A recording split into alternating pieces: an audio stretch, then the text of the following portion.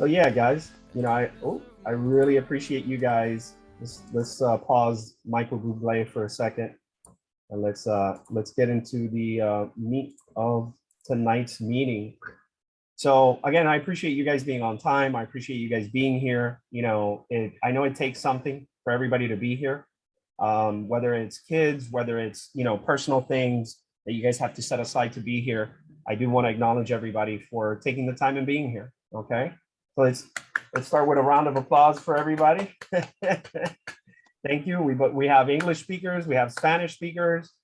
The only thing we're missing is Creole and German people, but we'll get to that soon. But anyways, so the reason why I decided to put this up as essentially as a webinar, right? Is that our market is changing, and so are the types of properties that we want to go after. We want to try to expand a little bit, and multifamily is the logical next step in the ladder when it comes to real estate investing, right? We're going to go through some of the benefits and whatnot about multifamily properties. I'm going to describe to you exactly the difference between a multifam and what we call a what is it called, and a single family residence. So just to kind of cover the intention, right, that we want to or the bullseye we want to try to hit is that you guys understand as students how to search for multifamily properties, right? Number one. Number two, that you guys understand how to approach the homeowners, right? And that you also understand how to evaluate a multifamily property versus a single family residence, okay? So the outcome for this particular class is that we all get into action around looking for and putting multifamily properties under contract by the end of December, okay? So let's get into it. So, what is a multifamily, or as I like to refer to it, a multifam, right? This just means that it's a property with two or more units, right?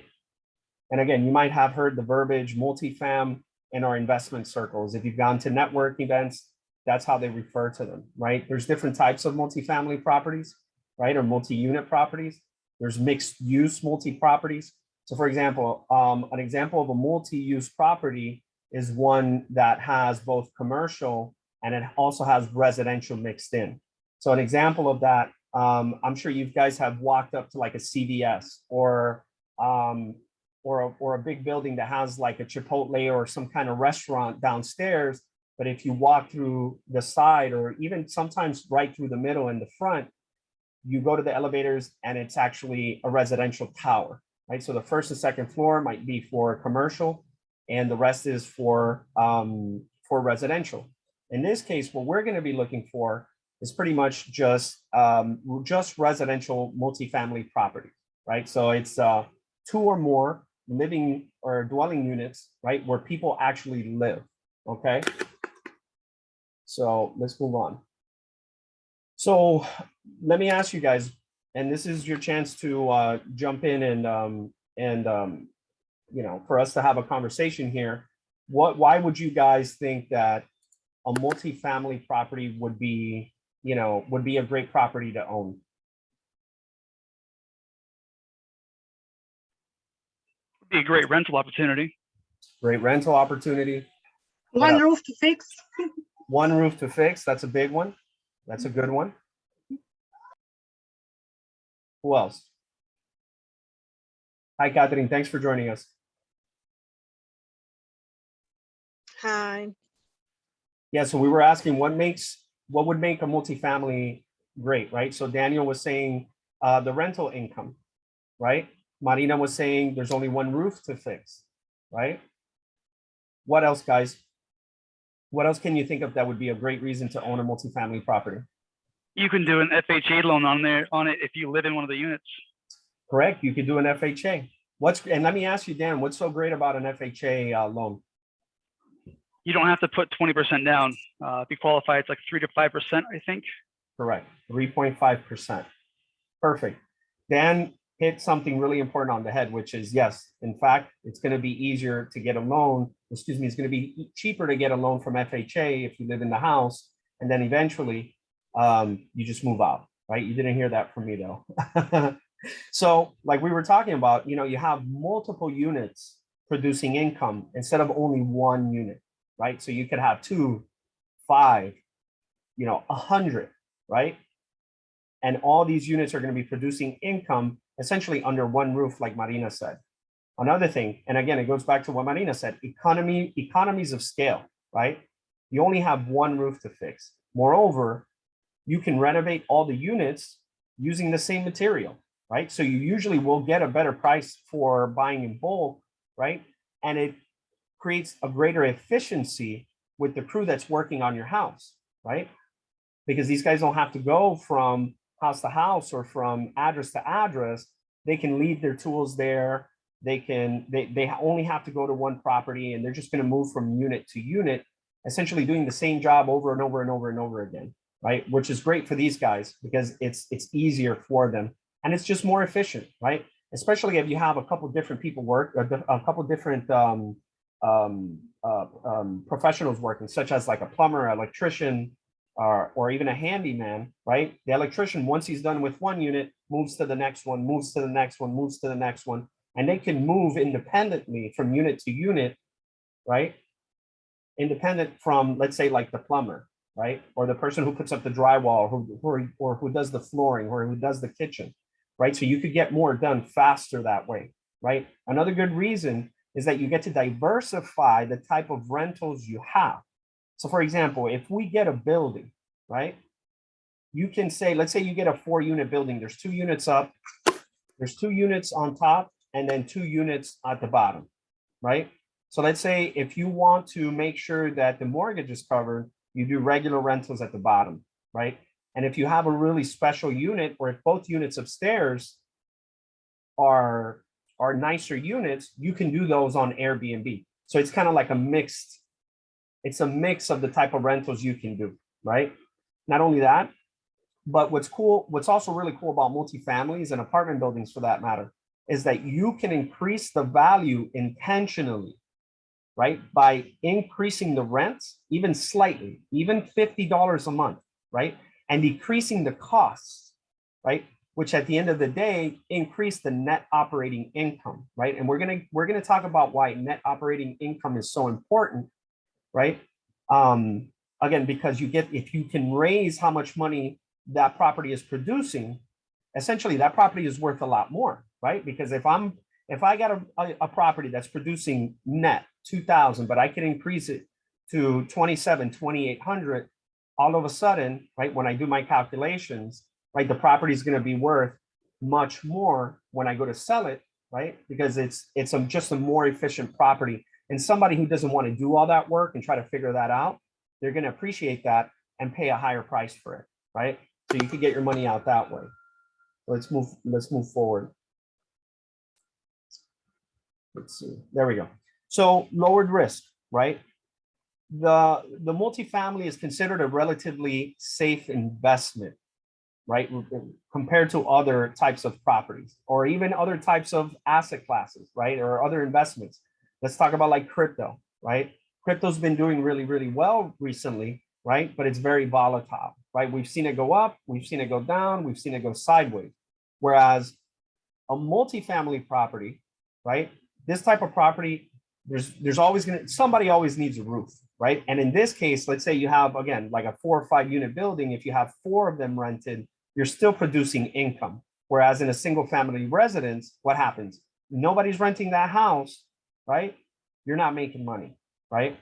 Not only that, but the scalability of these multifamilies, they appeal to investors, right? Because instead of only buying 1 unit at a time, you can purchase several units at a time and really grow your portfolio, right? At a much higher rate per unit than you would otherwise, right? Because when you're buying one, you're not just buying one, you're buying several units, 2 or more units at the same time. Also, there's a lot of tax benefits, right? And I'm not a tax expert, right? But there is a tax advantage to owning a multifamily property, right? You can use it to decrease your taxes, right? By deducting the mortgage. And not only that, but you can also deduct the depreciation of the building, right? A lot of this happens at the very beginning, right? Which allows you that after like 10 years, you can take a lot of those tax benefits in, right? And then sell the property 10, 15 years later, right? Also, again, the benefits is that you only pay one tax versus paying several different taxes on several different units. You know, it's a little bit different, or excuse me, over several different properties, right? So instead of paying taxes on 10 houses, if you can just pay taxes on 10 units, it actually comes out to be a lot less, okay? So let's move forward.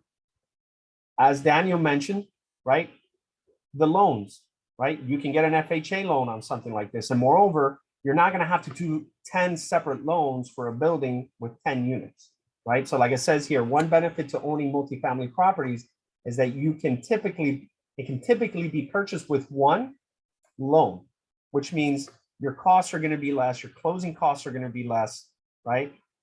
Recording costs are going to be less, right? Because you don't have to go and do 10 separate, what is it called, purchases versus just doing one purchase under one loan, right?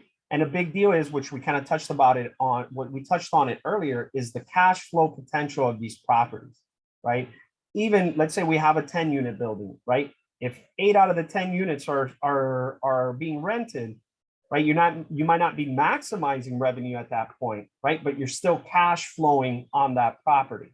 You're still producing income. You could still cover your debt service, your taxes, your insurance and maintenance, right? And still have something left over, right? Instead of with one property, right? Again, if the property isn't being rented, you're not making any money, right? So let's look at the differences between a single family residence versus multifamilies, right? And just so you guys know, single family residencies, there's an acronym called SFRs. One thing that I would recommend that you guys check out, it's a little bit expensive to go to, but it's definitely mind expanding, is the IMN conference on single family residences, okay? Or the IMN SFR conference, okay? So that's just like a little side note for you guys. So what I wanted to point out in this is, if a single family's residence, right, or excuse me, a single family residence, the value of that property is usually, right, and I say usually, but really most of the time, going to be dependent on the comparable sales in the area, right? So for example, if 3 houses with the relatively same amount of square footage and the same number of beds and baths sold for, and again, as an example, for 250, 235,000, and 240,000, then basically we can estimate the value of our subject single family residence to be the average of these 3 recent sales. So let me ask you guys, what's the average of these 3? What would be our determined value based on 250, 235, and 240?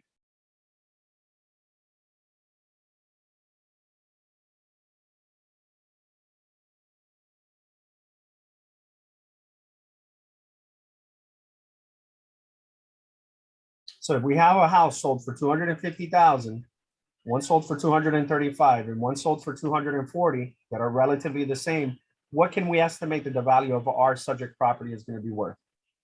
140 or 241 and change. Correct. 245,000. So what we would do is we would add the 250, the 235, and the 240, and then divide by 3. Now, another question. What would we list this single family residence for? It depends. Using this example, what would you, let's say we renovated the house, right? What would we list this property for?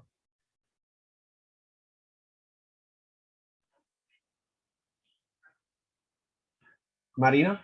Catherine? In this market, you can safely list it for 350 for gold. Yeah, But you're right. really- But in a regular market, what do you think would be I would put it at like at 245 to move it quickly. okay? Yeah, 245 to 250, right? Because What are the highest conditions? price, saying that the condition is in renovated, that it's in renovated condition. then I would agree with Sarah, go for the 245. I don't know if a bidding war, starting at lower would apply in this situation, but I've seen that done also. Good. What I would do, I would list it at 250. Right? I would list it at 250 because there was a comp at 250 that sold. And then what I would do is that I would substantiate that saying, hey, it's 250, right? There's a property going for 250 that went for 250. And then maybe either work on my way up, try to get them to, and this goes a little bit more into negotiation, right? I'd tell them, hey, look, I got a couple offers. The one guy is flaking, but if you give me 255, I'll sign the contract today, right? So that's what you would want to do in a situation like this with these types of houses being sold, right? I would list it at 250, okay? But good answers. Everybody had a good answer. 245 is a good price too, okay? I just wanted, with those 5 extra grand, that'll pay some of the closing costs and, or it'll cover the closing costs, and it'll also cover some of the commission. Because remember, we also have to include commission in our, when we sell on the MLS or when we list the property, okay? Now, let's look at the difference between a single family residence, right? And a multifamily, right? So on the other hand, multifamily properties are generally sold on their income producing potential, right? So let's take a triplex, for example. Someone is selling you a triplex for $200,000, right? Unit 1 is renting for $900. Unit 2 is selling for $1,100, and unit 3 is selling for $1,000. Okay. The monthly expenses are $400 in taxes. The debt service, which means the mortgage without taxes and insurance, is $1,200. Maintenance is $200, and insurance is $250. Now, can anybody, right, just off of these numbers, does anyone know how to calculate that or have an idea on how to do that, considering just the information we have here? There's a ratio rule, isn't there? Like Not necessarily. 2 to 1? No. You could use the 1% rule, but in this case, we're not going to go into any kind of side rules or anything like that. Just for the practical purposes of understanding how we come up with a value for this property, these are the numbers we're going to use.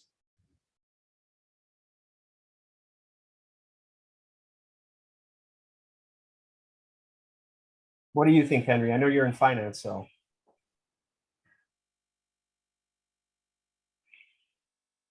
I can't, you're on mute.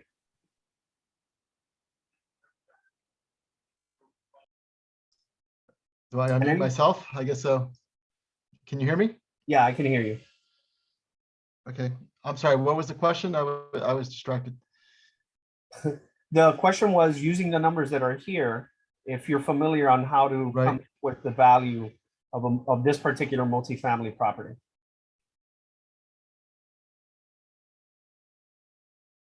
You usually take the NOI and divide by a cap rate or something like that, right? So you're right? Like what we would do here, all right, is that we would add up the rent.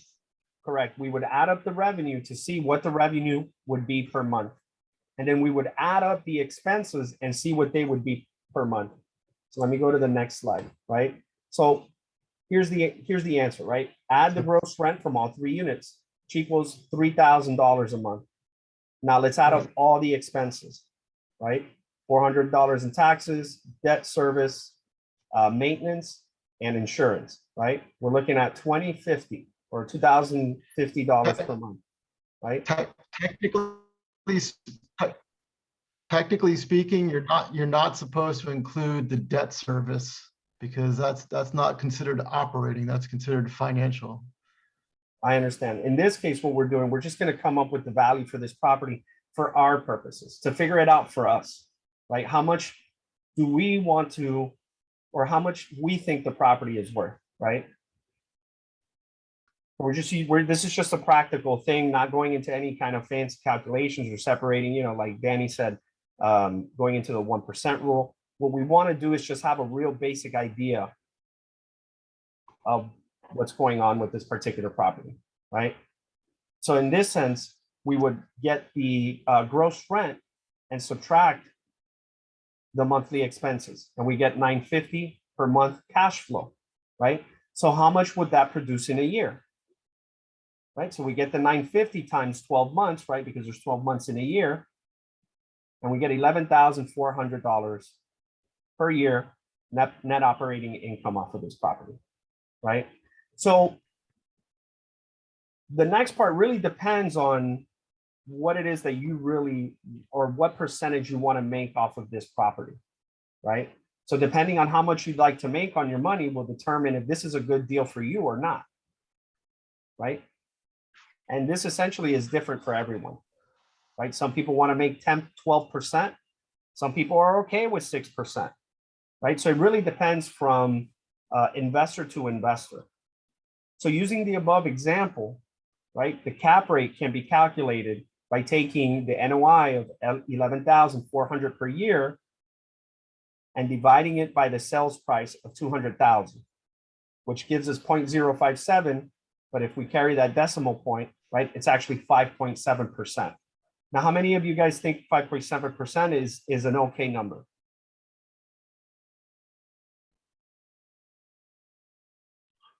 It's low, but it cash flows. Correct. Yeah, exactly. That's what I was thinking too. For me, I think it's a little low, right? But again, it cash flows, right? And if you have a phenomenal loan on this thing, right, it might just be worth it, right? And again, it depends from investor to investor, right? Some investors are okay with getting 5.7%. Some investors are a little bit more aggressive, right? Some people want 8 to 10%. Some people want more. I had bought a property, a 5-plex in not the greatest neighborhood, and the cap rate on that was like somewhere like at 23% or something like that.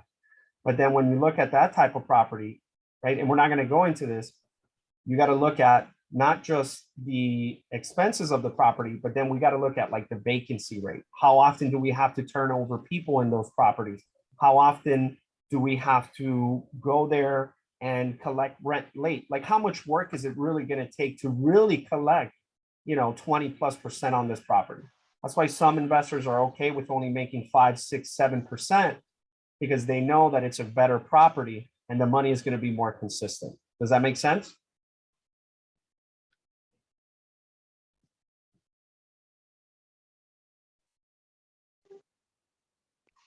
Okay. So searching for multifamily properties, just like looking for pre-foreclosure single-family properties, right? This is already what we do. And so there's a lot of lists that we can search for and generate, but we're going to concentrate on 3 types. And I also want to add a 4th, which is not in the presentation, which is probates, all right? Many of you, if not most of you, are familiar on looking at properties on REIFax. And in this case, that's a plus. Now you can always find these lists in different sources, such as like Atom Data. Atom Data is a great place to find really great information. The thing about Atom Data is that you have to pay per lead, right? Whereas with REIFax, you pay a subscription, right? And you could pull essentially unlimited leads, right? So I like REIFax also because you get to be able to search the details of the property as you're looking through the property. So if you want to pick out one property and you want to look at details, as you guys know, you can see comparables, active comparables, rental comparables, the whole 9. Okay, so let's move forward. So the first one we're going to talk about are what we call tired landlords, right? And these are folks that have owned their property for some time, right? But again, like the name suggests, right? These guys are tired of being a landlord for one reason or the other. Let me ask you guys, especially you guys that have experience being a landlord. Henry, why does it suck being a landlord sometimes? Because tenants don't pay, and then you've got like a whole mess on your hands. Correct. You might have a messy property on your hands because the person doesn't pay, and now you got to pay, right? Because you're the landlord, right? That's a good one. How about you, Dan? Well, I don't know from experience, but just I've heard, you've got tenants, toilets, and termites. The 3 T's, I love it. Marina and Catherine, what do you guys think? Well, my pay, like, I usually screen them very well, so I don't have payment issue, but maintenance issues come up. But in my case, it's not nothing like, out of the ordinary. But I would say like maintenance, a constant hassle. Cool. Yeah, Like I was on exactly. vacation, they called me about like, electric panels. So I know what you mean. I have a picture of myself. In my case, I was doing Airbnb. I have a picture of myself in the water, literally in the water with my cell phone in the, I forgot where was it that we went in the Caribbean.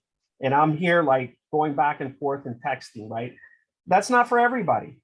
It's just not, you know? Some people love it. Some people love being landlords. Some people get into landlords because of the attraction to what Daniel said, right? Like the cash flow on these properties. But then when it comes to managing these properties, right? It's something different and it's always something else, right? So some of these guys or some of these people, I mean, are just tired of being a landlord, for one reason or the other. They've either had bad luck or only bad luck with tenants. Some of these guys, they have enough equity to get out of the investment. Like they got up to the point where they're like, okay, I've collected enough rent. I have enough equity in the property. I'm willing to sell. I had one guy that owned his property for like 20 years or something. And he was like, I'm retiring. I don't want to deal with it anymore. And he sold me his triplex. It was a good deal. We made like 30 grand on it, 28 grand, something like that. It was a really good deal. And it was quick too. It was cool because it was an equity deal. So we didn't have to go through any kind of fancy short sales or anything like that. It was just same day. And I actually found the buyer because she had just bought another property right next to it, essentially the same property. She had just bought it like 2-3 months ago. So I sold it to her. So they have enough equity and they want to get out of the investment. Some people have had to hold on to their property since back in 2008 and previous, and just finally they have enough equity to get out of it. They've been paying down their mortgage, plus the increase in equity, right? Because prices have been going up. All of a sudden, they have enough money to be able to jump out of the property, right? Another reason is that the property might be in complete disrepair for one reason or the other, right? Somebody owns a property 10, 15, 20 years, and all of a sudden they got to do that roof like Marina was talking about, or they got to do the AC units, right? Or the property is just beat up already, right? Like they just don't want to deal with it, right? They're essentially tired of being a landlord, or they don't have the money to fix it, right? They've been eating up all that rental income, right? And so now when it's time to fix something, they just don't have the money, right?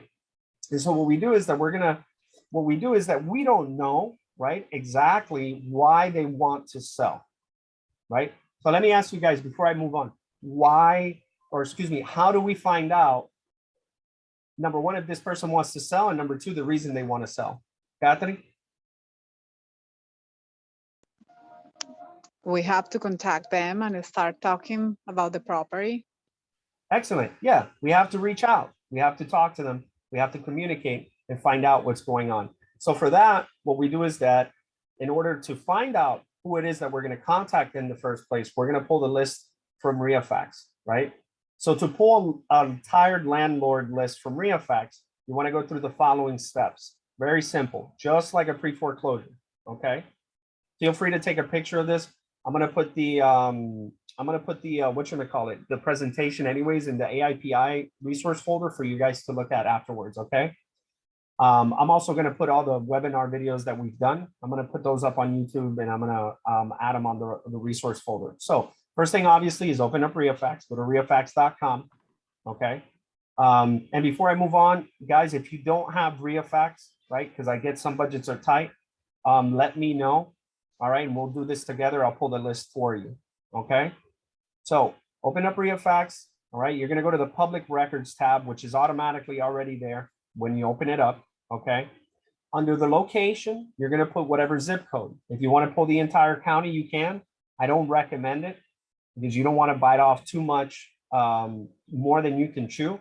But it depends on the method you're going to use, right? To be able to contact them. If you're going to use cold calling, then that just might be something that you want to do. Okay, guys? So under location, you're going to put the zip code, right? And then where it says type of property, which is right here, right? The second circle right here, you're going to put multifamily less than 10. there is an option to put multifamily more than 10. All right. So depending on how big you want to go, either put -10 or +10. Okay. Then the next step is you're going to choose the mortgage tab, right? We don't want to talk to people that like just bought their property, right? These guys, chances are they're not tired of being landlords just yet. All right. Now, after you click on the mortgage tab, you're going to go to the recorded date, right? Under recorded date, you're going to choose properties that are at least 5 years or that were recorded at 5 years or more ago. Does that make sense? So from 5 years ago and less than that. So if they bought it after 2017, right? This property, we're not going to want to talk to those people just yet, right? Either their equity hasn't gone up enough, or they're just not to the point. They're going to be, in other words, they're going to be less likely or less likely to be motivated to sell their property. Because as you guys know, it doesn't matter what kind of property we're going after. As wholesalers, what we're looking for are people that are motivated to sell. I just wanted to make sure that you guys understood what recording date means, okay? This means that that recording date means the date in which the title was recorded, meaning the date in which the new title was recorded under the new owner in public records. So what this means is that the new title recording means that the title passed to a new owner, right? Indicating the purchase and sale of that particular property. All right. Now, as the next, or excuse me, I thought I put it in there, but you could do 3 years, 2 years and less, right? Or more, in this case, right? But, right, again, chances are they're going to be less likely to be highly motivated to sell their property. So these are just guidelines as well. Remember, guys, you guys can mess around with this stuff when you have REIFax. You can try to, find new ways of looking for these types of properties by messing around with these. This is just a guideline from my experience, okay? So how do we approach tired landlord owners? Okay, by being friendly, right? Your conversation should go something like this. Hi, Mr. or Mrs. Homeowner, this is Antonio with, ABC company. We buy houses and we're looking in your area right now. Would you be interested in getting a cash offer for your property just to see what we'd be willing to pay for it, right? And I'll give you another example. This property that I was telling Marina that I had listed, before I listed the property, I actually went to, I forgot what the name of the website is called right now, but it's like Zillow, right? And I put in the property details, I put that it didn't need repairs, and I got an instant offer. Just because I was curious, maybe they were willing to pay $400,000. I don't know, right? But that's kind of what you're doing by reaching out to these folks. You're piquing their interest to find out, number one, are they interested in selling? And number two, are they interested in knowing how much we think their property is worth, right? And then the conversation evolves from there, right? Essentially, again, what we're doing, like Catherine said, we're going to call them, find out if they're interested in selling, and eventually build rapport and find out, okay, like why do you want to sell it, right? After you find out if they are interested in fact, right? So that's for tired landlords, very basic, because, very basic, right, guys? Super simple, easy to look up. And essentially there's almost an unlimited amount of properties you can go after, okay? What you guys would do if you're cold calling is set up Mojo Dialer. That's what I recommend. Upload the list. REIFax also now has the feature where it gives you the phone numbers and emails to these homeowners. And with the emails, you can actually go ahead and start a Facebook campaign. Okay, that's a little bit more advanced. And I recommend that folks that have the budget to do that, people that want to try that, to only try that if you guys do have a budget of about between $4,000 and $5,000 a month, about $3,500 to $4,000 in ad spend, and about another $1,000 to $1,500 for the person who's going to be managing your online marketing campaign. Okay, guys. Otherwise, I would recommend either door knocking on those houses that are on those multifamily properties that are owner occupied, or, like I said before, you pull the phone numbers from REIFax and you go ahead and you give them a ring. Okay. Now, let's move on to the next one. So now we get a little bit into something that's a little bit more familiar with for everyone, which is pre-foreclosure, right? Everybody here understands pre-foreclosure. This has been our main target market for a very long time. And just so you guys know, I've been getting a little bit more traffic as far as calls from my website of people asking about either to help them out with foreclosures, or they're asking questions about short sales. So traffic is picking up. Okay, people are starting, unfortunately, to lose their house again through foreclosure. COVID is practically over. And there's going to be the amount of foreclosures, it's not going to skyrocket. There's no tsunami of foreclosures coming, but because because foreclosures have been so low, right? They've been historically low. Essentially, what's going to happen is that the amount of pre-foreclosures available, or the amount of motivated people out there, is essentially going to, I believe, double and triple, right? Just slightly higher than pre-COVID numbers. Okay, so now is a good time to, restart your pre-foreclosure marketing campaigns with not just with multifamilies, but with single family residences as well. So multifamily pre-foreclosures, as many of you know, these are multifamily properties that are under a foreclosure action. The bank hasn't taken the property away, but is in the process of trying to take it back, right? Again, very similar to what we do. They've been denied a refinance, or denied a modification on that property, right? They're feeling the pressure of the upcoming foreclosure, or of the looming foreclosure sale date, right? And what's really important to these people is that they're investors. Many of them understand the importance of keeping their credit safe, right? Because as Dan said, right, what happens, let me ask you guys, what happens if you go through a foreclosure? How long do you got to wait to get an FHA loan? It's like 7 years, isn't it? 7 or 10 years. 7 years, correct. 7 to 10, depending on them.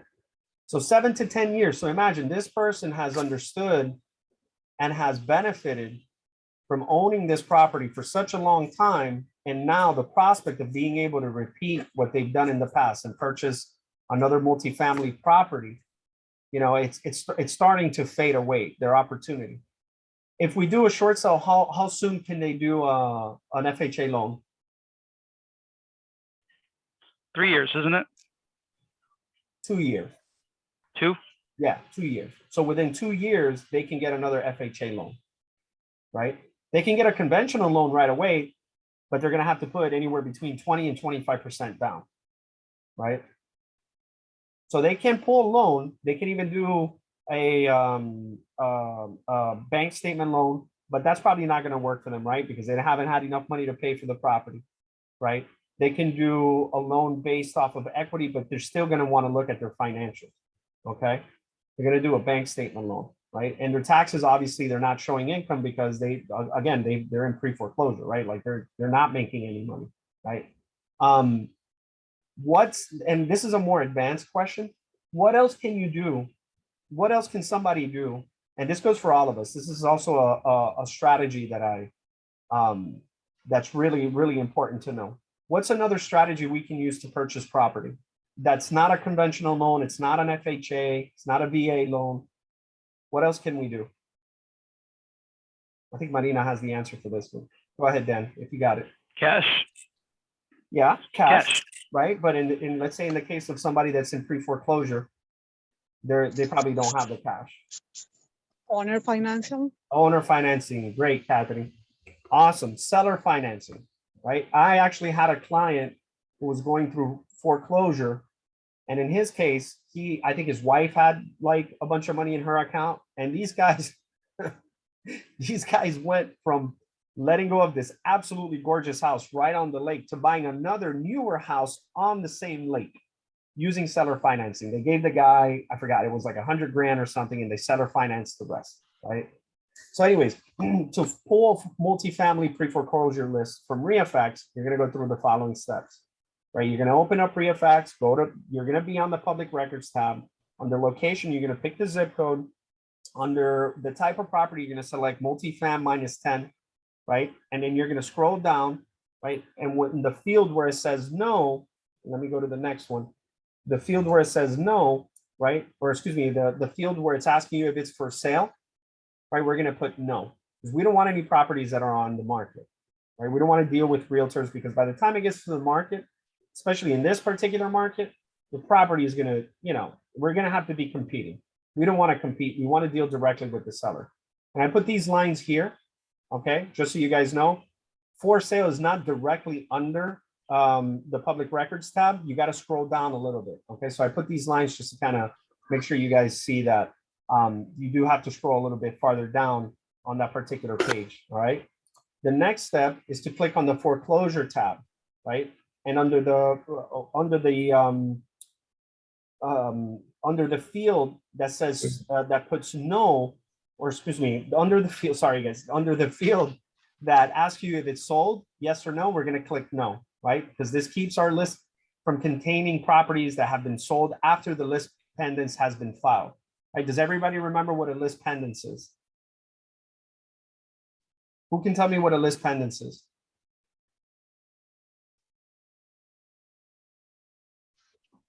That's List basically pendants. when their foreclosure lawsuit was filed. Correct. The list pendants is essentially the document that initiates the foreclosure. Correct. So therefore, if a property was sold after this date, what does that mean?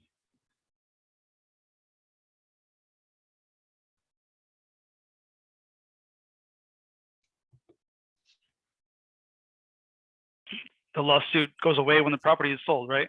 Yeah, correct. Because it's sold. It was either sold for equity or it was a short sale, right? The property, once it's sold, or it got foreclosed on, right? So it got sold back to the bank, right? So we don't want those properties on our list.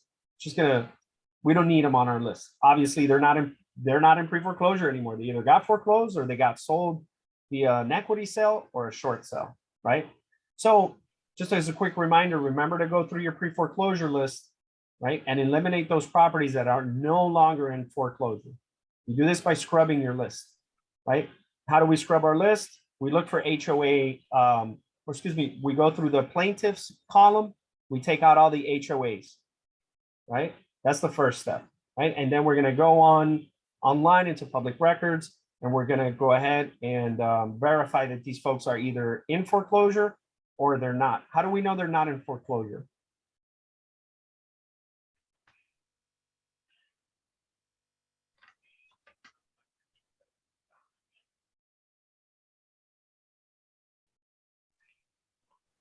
It would say release of list pendants, right?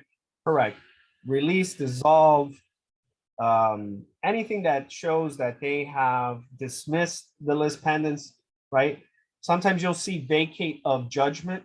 When you see vacate of judgment and it's not just clear right there on the dockets that they're releasing or vacating the list pendants, I always recommend looking into that document just to make sure. Sometimes what they'll do is that they'll vacate a party instead of the actual list pendants. Usually when it says vacate, order to vacate judgment, typically, 9 out of 10 times it means that it's out of foreclosure. I still like to look for it just because I want to make 1,000% sure. You never know, that might just be the property that you get under contract, right? And here you go. Here's what I was talking about earlier. When you go into the foreclosure tab and you look for sold, you're gonna change that to no. Okay. So how do we approach these people, right? How do we approach, multifamily pre-foreclosure owners, right? This one should be easy by being friendly and helpful, right? But aside from that, we essentially going to tell them the same thing we tell our single family resident pre-foreclosure homeowner, right? My name is Antonio. We work with folks that are going through a financial hardship with their mortgages. And we specialize in using short sale or the regular sale of the property to remedy the debt. Okay, so you guys have that script in the AIP resource folder. Feel free to go back and check it out. I also want to mention this, guys. I believe come January, February, I'm not sure when this guy's seminar is. I'm actually going to partake in, and I'm sure many of you have heard about this guy. His name is John Martinez. So I'm going to be partaking in his training just to sharpen my skills and my negotiation skills when it comes to talking to homeowners. All right. So if you guys want, jot that down somewhere, look him up. If a couple of us go and do it, I'm pretty sure we'll be able to negotiate either a special price, right? Or I'll be able to go ahead and get us some extra freebies, okay? I can go ahead and talk to them and see if we could get something extra. So if you guys are interested in that, shoot me a message or an email, and then we'll talk about it on a different, at a different time. So just wanted to mention that. And I've had a couple different investors tell me already that the training is phenomenal and that it's worked really well for them. Okay, guys? So the third list, driving for dollars, right? Driving for dollars is pretty cool because you're not necessarily going to get this list off of REIFax, which is cool, right? Because it means that not everybody has this list. I know you can pull a vacant property list, but that's not the same as actually driving through your neighborhood and looking at the telltale signs, right? That this property is potentially in distress. So let me ask you guys, what are some of the things that we look for when we're driving for dollars and looking at distressed properties or looking for distressed properties?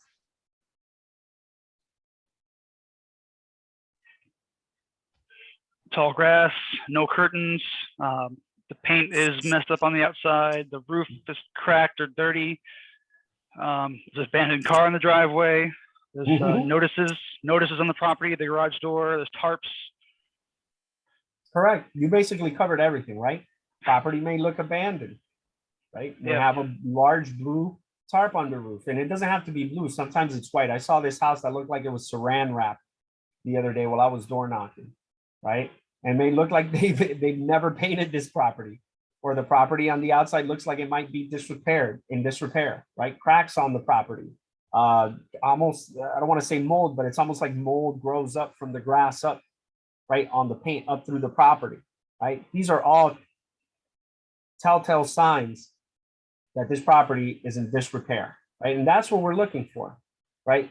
So what you want to do when you're driving for dollars, right, is when you're going through your daily appointments, right, or when you're running errands, right, picking up the kids from school, going to the grocery store, visiting friends and family in a different neighborhood, what I recommend is that you take the back roads, you take the neighborhood roads, right, and that you go through them as you get to your destination, right? Because like that, you're going to be able to pinpoint some of these properties with those indicators that this property might be a distressed property, right? If you don't live in an area, I know some of you live in areas where there really are no multifamily properties, right?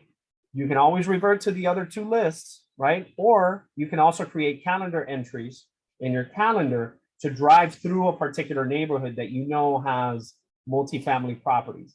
I recommend using a mapping application, such as like Google Maps, right? Google Maps, if you press and hold on the particular property, it pins it down, and then you could add it to a new list. And then you just put, multifamily properties I want to buy, right? When you get home, you do research, either by going on REIFax, right, to find out who these people are and get their information, right? Or you can use an app like HomeAway. I believe that's the name of the property, or excuse me, of the app. HomeAway is pretty cool. I like it. But I prefer using Google Maps. It's practically the same thing. The difference about Google Maps and HomeAway is that with HomeAway, you can take a picture of the property while you're there, which, as you guys know, you can use that as on your marketing if you guys decide to do mailers, right? And send these guys several mailers, whether they're postcards or first-class letters. You can use that picture to market to these folks, right? Another app that you guys can use, which I like the idea of it, but in my experience, it hasn't really worked well on my phone, is the sister app to REI Black Book, which is called Profit Drive. Profit Drive is very similar to HomeAway, except that some of the features you got to pay for, like you got to add credits. And in my opinion, it hasn't really worked well in as far as being able to get those properties and put them and automate them on REI Black Book. So what I do is I use Google Maps. It works. I still take a picture of the property, right? But the picture is on my phone, right? Instead of like attached to the property on Google Maps. But again, Google Maps is really great because it's dependable, right? It's not going to crash on you. The company that backs it up is like, I forgot. I don't know if they're like number 3 or number 4 or whatever. They're one of the biggest companies in the world, right? So that's my recommendation for that. Now, how do we approach driving for dollar owners, right? Again, by being friendly. And your conversation should go something like this. Hi, Mr. or Mrs. Homeowner. My name is Antonio. I drove past your property at, 123 Main Street a few days ago, and I believe the property might be for sale, but there wasn't a sign in the yard. We were interested in it and would like to make a cash offer on it. Are you the owner of the property by any chance? Right? There's a couple ways to skin the cat on this one. You could say something like, hey, I drove past your property the other day. We're purchasing properties in the area. Me and my partners have come up on some cash, and we're just looking to buy some property. Have you thought about selling it? Or, hey, I passed by your property. It looks like the tenants there are not really taking care of it. Have you seen the property lately? Right. So something like that. And so some of the benefits that you can use and throw out there while talking to these folks, right, is, there's going to be no realtor commissions, right? So they're not going to have to pay 6%, right? We're going to offer cash. So we can, it's cash, right? Cash is king. I don't care what anybody says. Cash is king. Hey, you tell somebody, hey, we can close in like 2-3 weeks. How long have you held on to this property? How long have you been wanting to sell it? I could totally see how you might not want to own this property. Obviously, after building some rapport and doing some digging, right? Like I said, we can close in as little as a few days, right? As soon as the lien and title search get back, we can purchase the property. Now, let me ask you guys, how can we be confident that we can close as soon as what factor would dictate that we can close on this property pretty much as soon as we get the lien and title search? What would you guys say that would be like the number one thing that would be like, hell yeah, we're going to buy it as soon as lien and title search come back? There's no financing contingency, or there's no financing. What's the word I want? Yeah, Contingency, that's actually great. I hadn't thought about that, Dan. Thank you. If there's no financing contingency, right? But let's say we're going to pay cash anyways, right? So we're paying cash. So technically we can close, right, as soon as we get lien and title back. But why would we actually close as soon as lien and title come back? What would be like the one thing that would be like, hell yeah, we're buying this right now? Whatever the time frame of the homeowner is. Like if they need to be out ASAP, that we can do it quickly to help that happen. Absolutely. So I get that, but that's the benefit to the homeowner, right? That's a benefit towards the homeowner. I'm saying for our benefit, right? For our benefit, how do we know that we would actually close on this as soon as lien and title come back? What do you think, H? Sorry, Manita.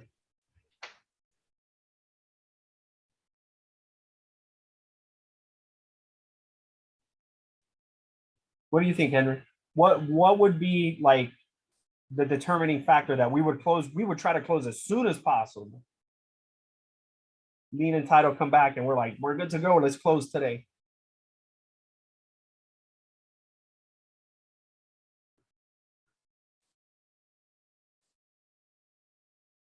What were you going to say, Marina? To see what liens they have and the amount of equity.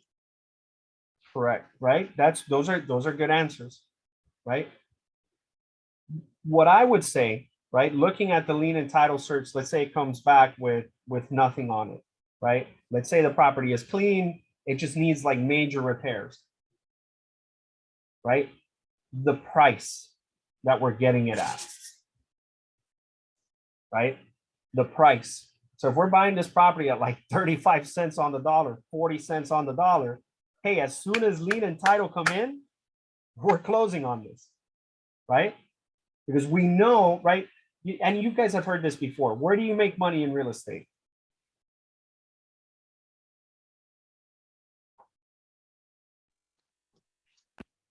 When you buy. when you buy. Correct. When you purchase the property, right? So if we're getting this again, and this has happened on several of my deals. You know, like I am getting such a good price that as soon as lead and title search come in, I'm buying it. There's no question about it. Now, on the other hand, right, if we don't get such a great deal on it, right, what do we have to do if we're not getting like the absolute best price? Let's say we're getting it at like 70 cents on the dollar. What will we do in that case?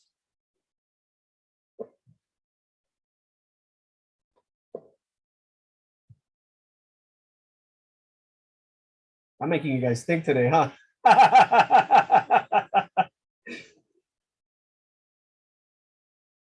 What do you think, H? If we, and I call Henry H, me and Henry are friends. So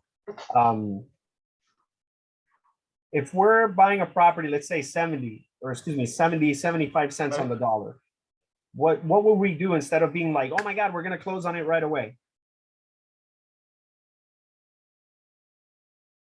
You mean what other options do we have? So, for example, like with the property that we purchased, remember we got it like at 28,000, and we knew it was worth like about 80, right? So we knew we were going to close on that like right away, right? But what about if we would have got it like at 60 or 65,000, and we knew it was worth 80? What I'm saying is we wouldn't be so quick to want to purchase it like immediately. Right. You'd want to try to find a buyer first. Boom, you got it. See, and so I just wanted to mention that, right? Because when we are dealing with somebody that has enough equity on their property that we don't have to do a short sell, right? Even though we market, hey, we can close in as little as like whatever, 24 hours, you know, whatever the marketing thing is that we're doing, right? In essence, we're going to have to buy ourselves some extra time to find that buyer, because at the end of the day, we don't want to get stuck with what? We don't want to get stuck with what? Sorry, I know I said it twice.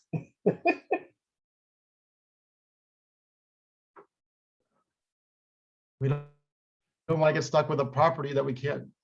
Boom, you got it, Hank. You got it, Henry. You got it. Exactly. You know, us as wholesalers, you know, it's hard to lose money wholesaling. It is, you know. What allows us, just as a refresher, what allows us to not lose money on a property when we're wholesaling it?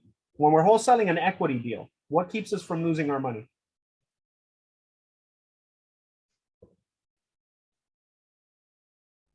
Wholesaling and equity deal. I'll give you guys a hint. It's in the contract. The inspection clause? Boom, the inspection period.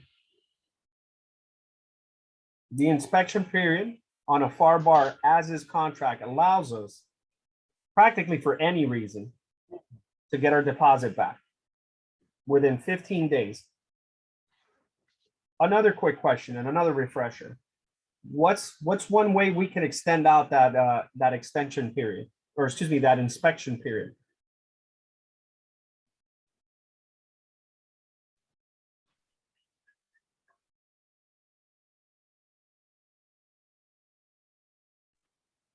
Can it be negotiated?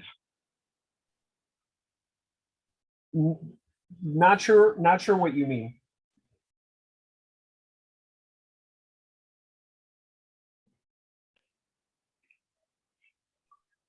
Well, if you're gonna, well, you're talking about how do you get that 15-day clause to be longer initially, or? Yeah, without putting like 30 days or something as an inspection period. How do we extend those 15 days out more? I don't know. I mean, 15 days is the max that we can do in Florida, I think. So just so you know, we could put 90 days if we want. If we put 90 days on that particular paragraph, our inspection period could be more. It can be, I mean, obviously when we buy the period, the inspection period is over, right? But if we could actually put, you know, 90 days, 120 days, whatever we come up with, right? And we just obviously got to justify, but without changing the number. There's actually and I'll give you guys a hint. They're clauses.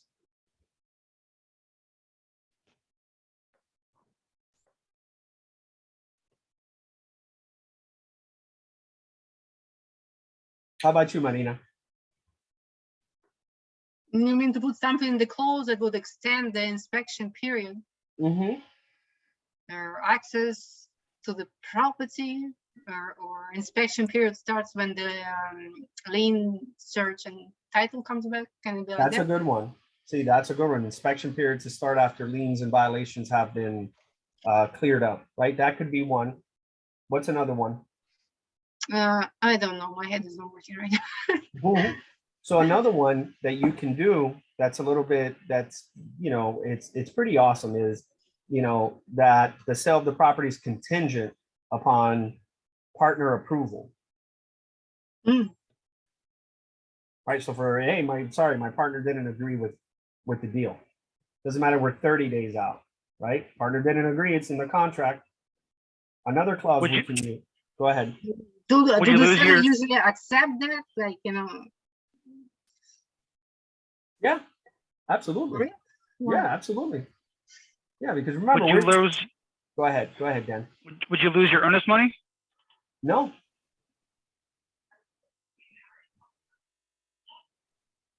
Another one that you can use, right, is inspection period, or it's inspection period days to be, oh my God, I'm blanking, to be business days.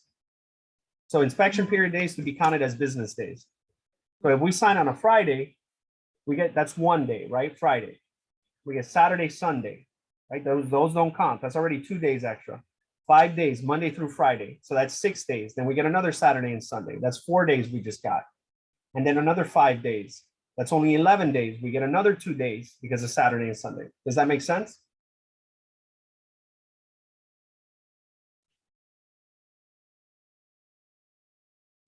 And then actually, to go back to what you said, we could potentially lose our deposit. We would have to make sure that we are clear on that, not just the deal, but that the inspection period, or that the inspection is contingent upon partner approval.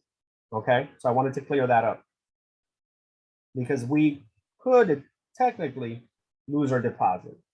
Now, I'll tell you this, guys, if it takes us 3 weeks to find a buyer, is that probably a good deal or no? No, thank you. Yeah, it's probably just got it too high. What would we do in the case if that's the case, right? It's taking us forever to find a buyer. What will we do?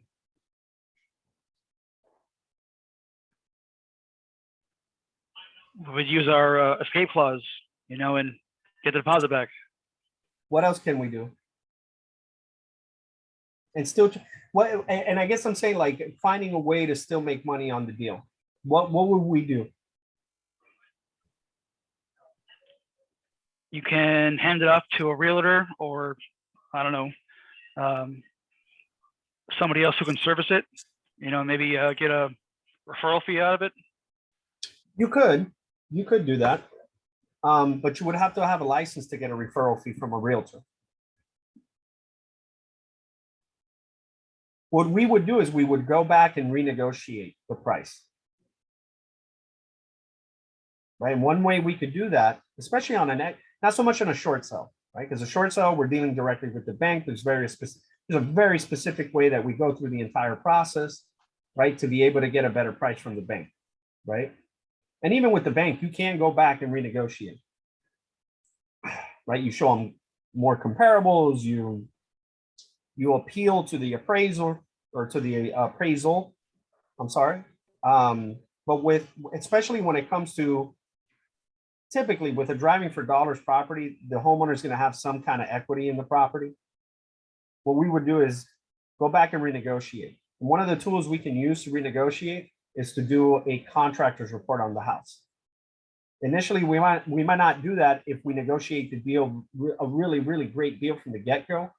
It might not be necessary to spend the $300 on the contractor's report. Right? On short sales, every time.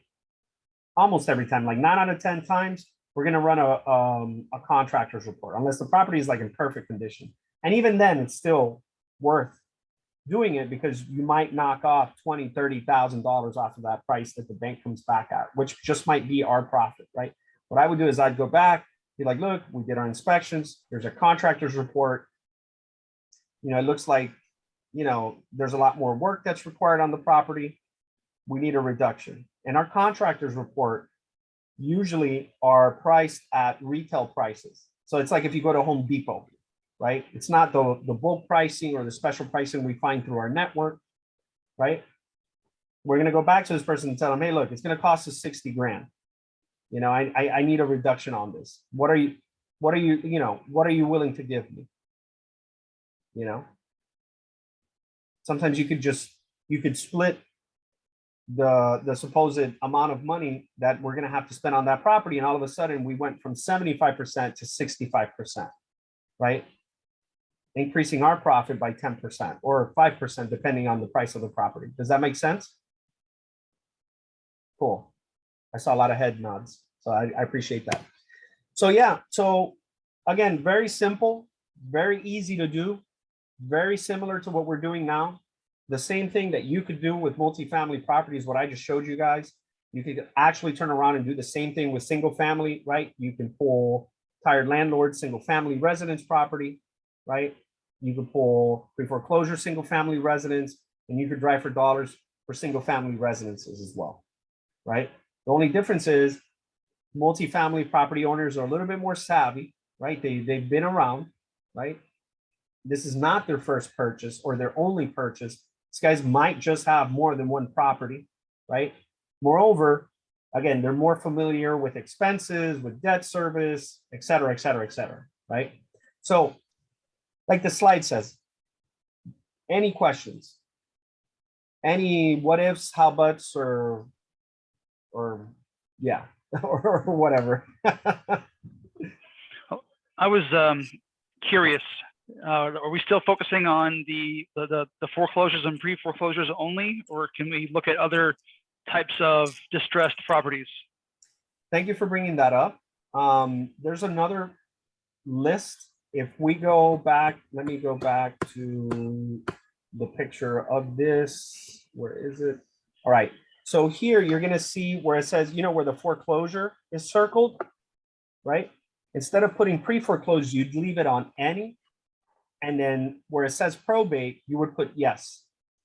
And so essentially you would be pulling a probate list, which is another kind of list you can go for both single family residences as well as multifamily. So probates are pretty cool. Go ahead. No, that was just acknowledging you. Oh, okay, cool. Something else that I recently found out was for reverse mortgage properties, for those of you that are working on pre-foreclosure lists, if you look at the plaintiffs column, some of them are really easy to tell which ones are reverse mortgages. Some you won't know, but some you will know right off the bat, like reverse mortgage funding, right? If you see those, with those types of properties, we have a benefit where it's not illegal or it's not against the bank's approval letter to give them money, right? So if you have somebody that is in a reverse mortgage situation, we can actually offer them cash. Like you can come up to them and be like, hey, you know, and with closing, when the closing is done, you know, we'll give you 10 grand, right? Not only is it legal, but the cool part about reverse mortgages is that the reverse mortgage company will always come back at about 90, they're supposed to come back at 95% of the appraised value. Why is that important? Because whatever the appraised value is, they're going to want 95% of that value. Unless our contract price is higher, then they're going to take the higher price. That happened to me on one property that I bought. I had bid I think it was like 140, I think it was. And the appraised value, the 95% of the appraised value was actually 125. So I should have put a contract for less than 140. But even at 140, it was a spectacular price on the house. So I think I ended up getting that property at, it was like 140 minus, I forgot what the hell. I think it was, I don't remember why they deducted something, but I ended up like at 134.5 or something like that, or 137.5. So just to give you give you guys an idea, reverse mortgages are super profitable. And so if we can get those people to sign a contract, we can even sign a document, you know, a notarized agreement with them outside of the contract, letting them know, hey, when the sale takes place and we purchase this property, you will get $10,000, right? Now, the caveat being, we got to buy it, right? We got to buy it. And at the end of the day, the price comes back higher. What do we do when the price comes back higher? We go back and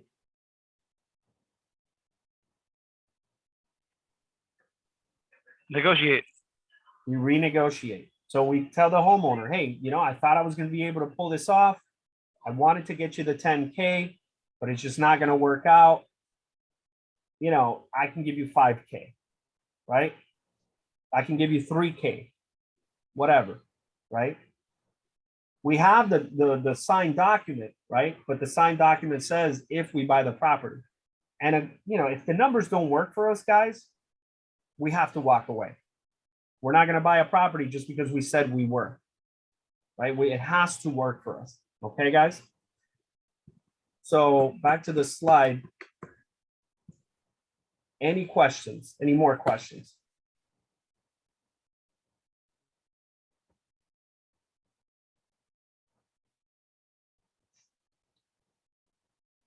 Antonio, what's a typical earnest money you put on these deals? I put $500. And the way that you explain that is that we are buying multiple properties at the same time, even if you're not, right? You still want to say that you are. We're buying multiple properties. So if I put, you know, a $10,000 earnest money deposit and I got 10 houses that I'm buying, that's 100 grand, right? The reason we do that, right, is because we're buying so many properties at the same time. We don't have the capital to, maybe you want to avoid saying we don't have the capital, but what you would want to say is it doesn't make sense for us to have so much money out when what we do is based off of having liquidity, right? Being able to close quickly means that I have to have the cash, right? Mr. and Mrs. Homeowner? Yeah, so that's the reason we put a $500 deposit. And then when you say that, keep the conversation going. Keep it moving, right? And change it to another benefit. You know, the good thing is not only can we pay cash, right? And we're able to have this liquidity, but remember,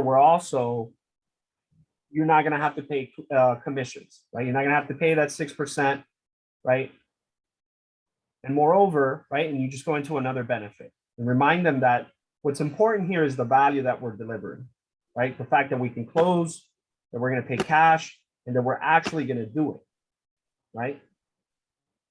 And then you can go into more of a more technical explanation about, you know, making a percentage on the money and how the money costs more money. And so it makes it harder for you to be able to actually even pay the price that you're going to pay them, because if it weren't for this ability to do what it is that we're doing with the deposit, it means that we can't buy as many houses, and moreover, it's going to increase the cost on your side, decreasing how much money you're going to get at the end, right? Because if I have to pay a higher percentage on the money I have out, just because I have it literally just sitting there doing nothing, anywhere between 30, 45 to 60 days, right? It's just it decreases the opportunity for both of us. You want to say something like that, which is the truth. You know, I don't want to have 100 grand sitting in some escrow account because I'm buying 10 houses. That doesn't make sense. How much money am I losing there? You know, I'm losing thousands of dollars, right? If we look at a loan that's 10% per year on 100 grand being out, we're losing $1,000 a month. Or actually a little bit more like $1,200 a month, right? You don't have to go into that much detail, but again, what you want to do is deliver the message of value, right? The fact that we do this is because we have it set up in this particular way, you know? And if they push back, right, which this is a negotiation strategy, tell them, look, how about this? When the inspection period ends, we'll give you the additional money that you want. We'll put an additional $5,000 down. Does that make you comfortable? Right? But we know, right, that if the deal doesn't work by the end of the inspection period, we're going to cancel the deal anyways. Right? We know that by the end of the inspection period, we're going to know if this is going to be a good deal for us. We're going to know if we're going to make money on it. Right? So it isn't going to be an issue, especially if we're getting the property at some ridiculously low number, right? Because yeah, okay, we might have to put in between 5 and 10 grand on this house, but on the rest of the houses, we're not, right? So it's deal dependent, but you always wanna, you wanna give them that answer, right? Hey, look, the reason we do this is because we're buying so many houses. It doesn't make sense for us because we're paying for that money. We don't wanna have $100,000, you know, on these 10 houses we're buying. We don't wanna have all this money sitting in some bank account. It just doesn't make sense. Would you want to, you know, and then put it on them? I mean, if you were in my shoes, how would you feel about just paying the bank extra money for nothing, or just sitting around, right? It doesn't make sense, right, Mr. and Mrs. Homer? That's exactly why we do what we do. You know, moreover, it allows us to stay liquid. It allows us to do more business, and it decreases our costs, which increases how much money we can put in your pocket. Could the homeowner sometimes want a larger earnest money deposit because it thinks it makes you more credible?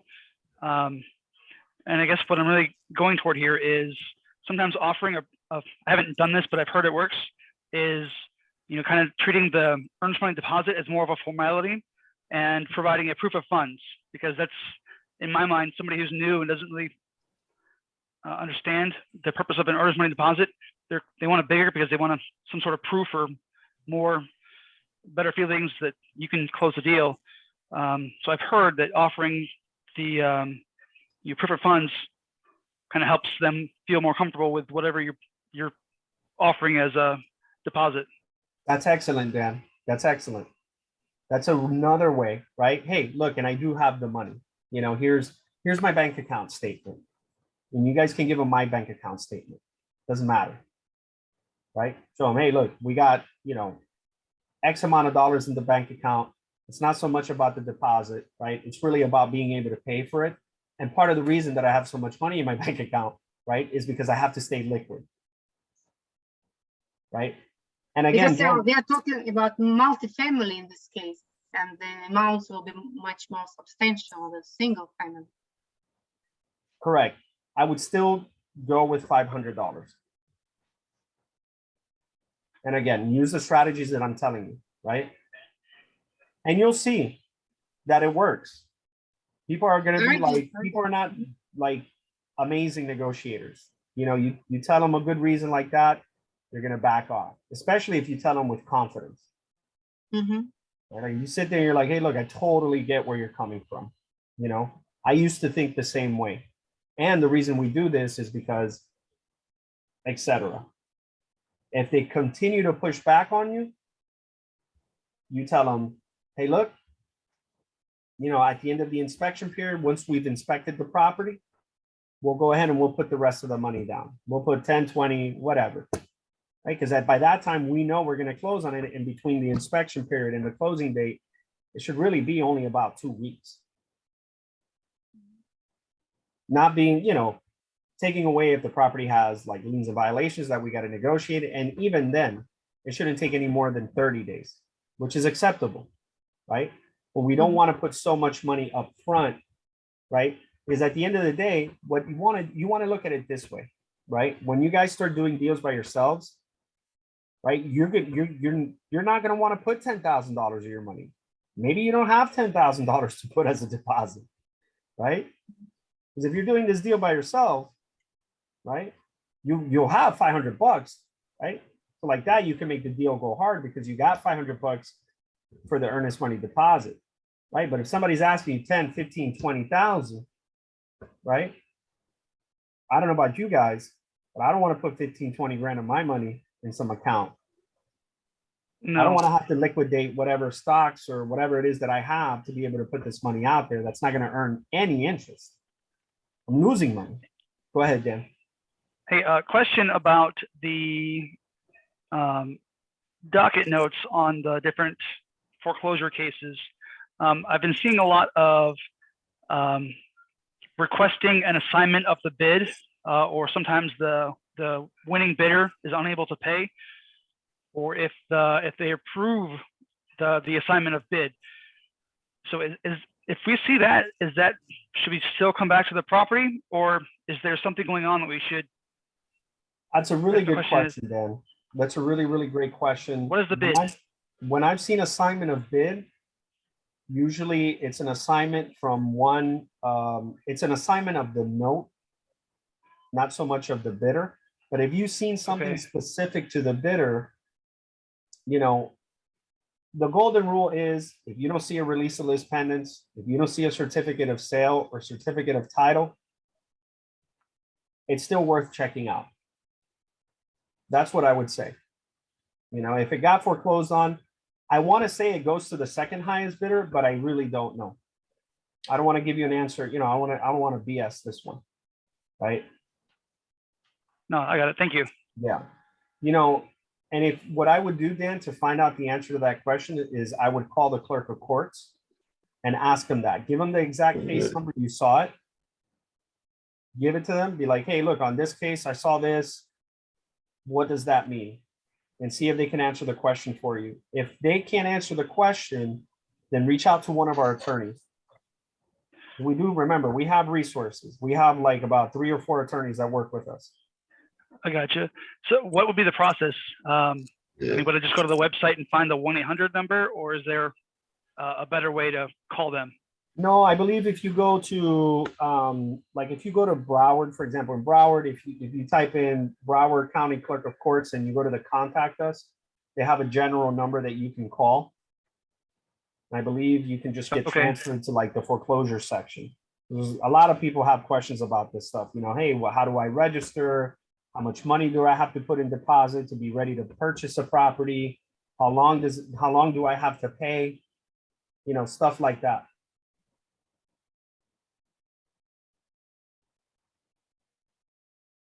Does that answer your question? Kind of? Yeah, that was helpful. Thank you. In a roundabout way, right? Man, I'm really happy you guys are coming up with some really good questions. That was a really great question, Dan. Thank you. Hey, I'm noticing that I've been tracking some properties here. They're going through the various stages of foreclosure. Mhm. And I'm noticing that very few of them, a lot of them get canceled. But a lot of them are also going to, like I see the suggestion of bankruptcy popping up, you know, Mhm. over and over.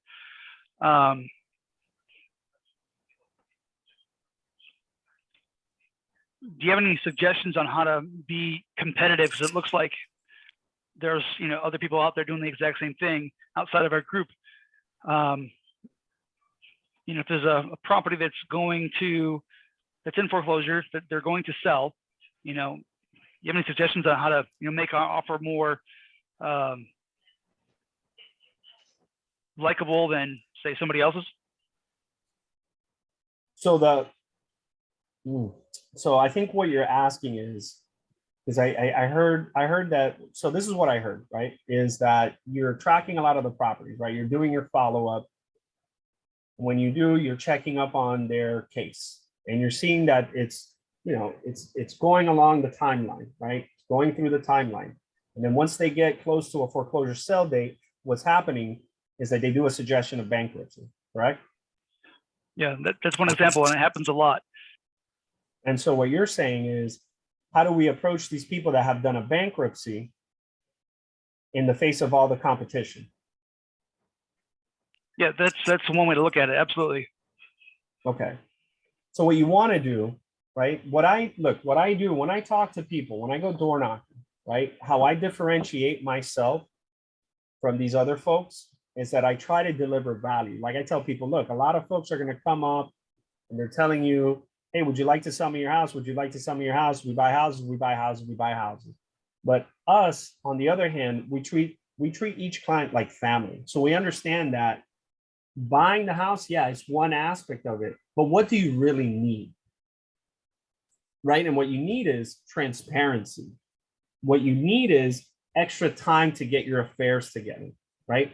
And as you know, and again, like what we do is that we treat people like family, and we understand, right? Like it's not always dependent on the price of the property in terms of like the equity deals, right?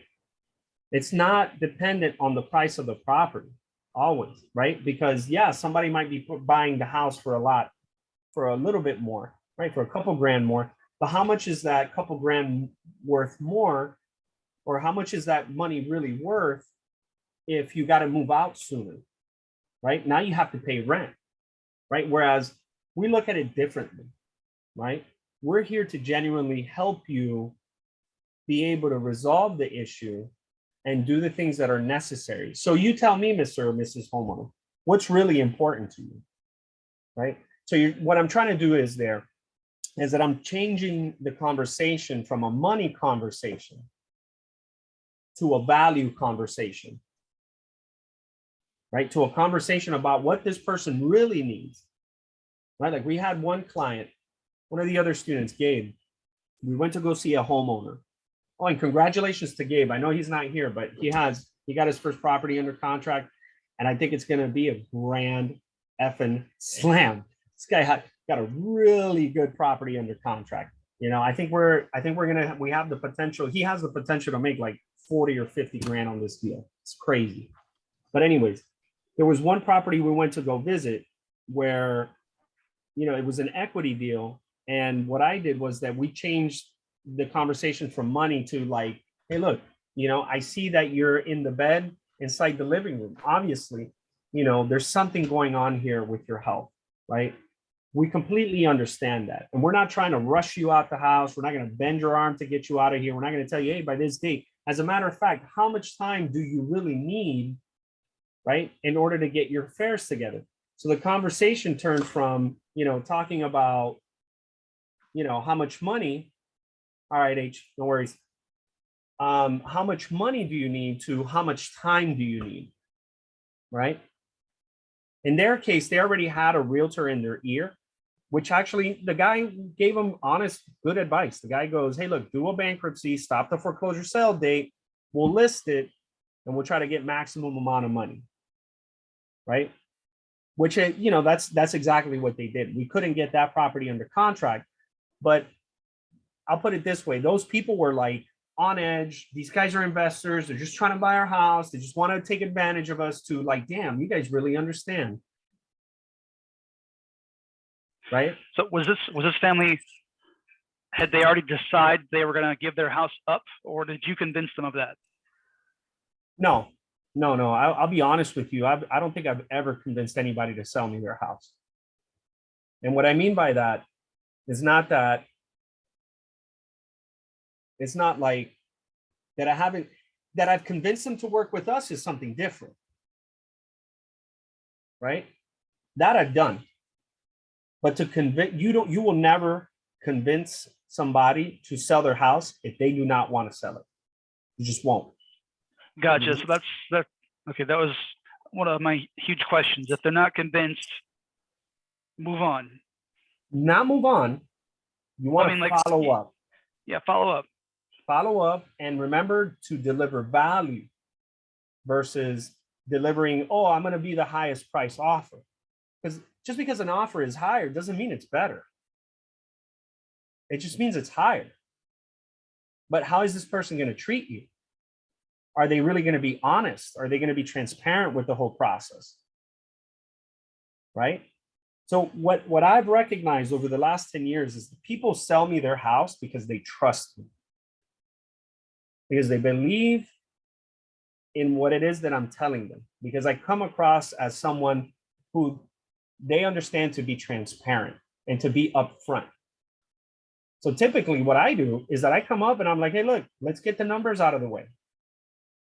You know, this, and this comp. This is what's selling in the market. And this is the reason why this is the reason why, you know, this is why I think it might be worth this much. And even before I even get to that, this is what I ask them. I tell them, hey, let's talk about the numbers. How much money do you want to walk away with? You'd be surprised. The property that I told you about, Marina, that I'm selling for 350 for 367. Those people, I was ready to bid 150. Because at that time, I thought the property was really only going to be worth like about 280. Right. But this is a book, and I want, as homework, I highly, highly recommend you get this book, because it's not just going to be with houses that you're going to make more money. It's in practically everything, in car buying and furniture shopping and freaking anything that you got to like negotiate. Right. It's called the Secrets of Power Negotiating. You want to buy this book. Like, I typically don't tell people to like do this, right? But in this case, do this, right? Buy this book, right? And start reading it. The Secrets of Power Negotiating. I forgot what the author's name is, right? Let me look it up since I'm sharing my screen.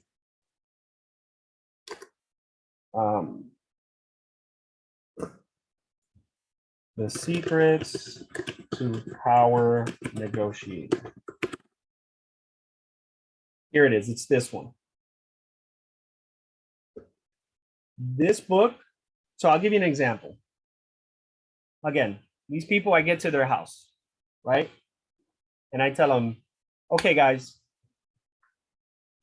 what do you guys want to walk away with? First, they said 50 grand. I was like, look, I can't do 50 grand, but I can do 30.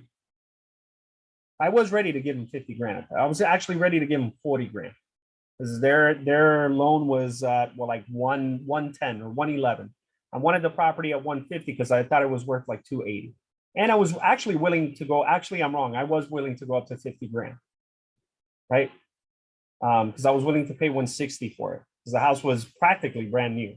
That house, we spent maybe 15 grand on it to renovate it. But the whole point is this, right? You want to talk about how much money they want to walk away with versus the price of the property. These guys are not thinking, how much is this house worth? You're thinking about how much money am I going to get?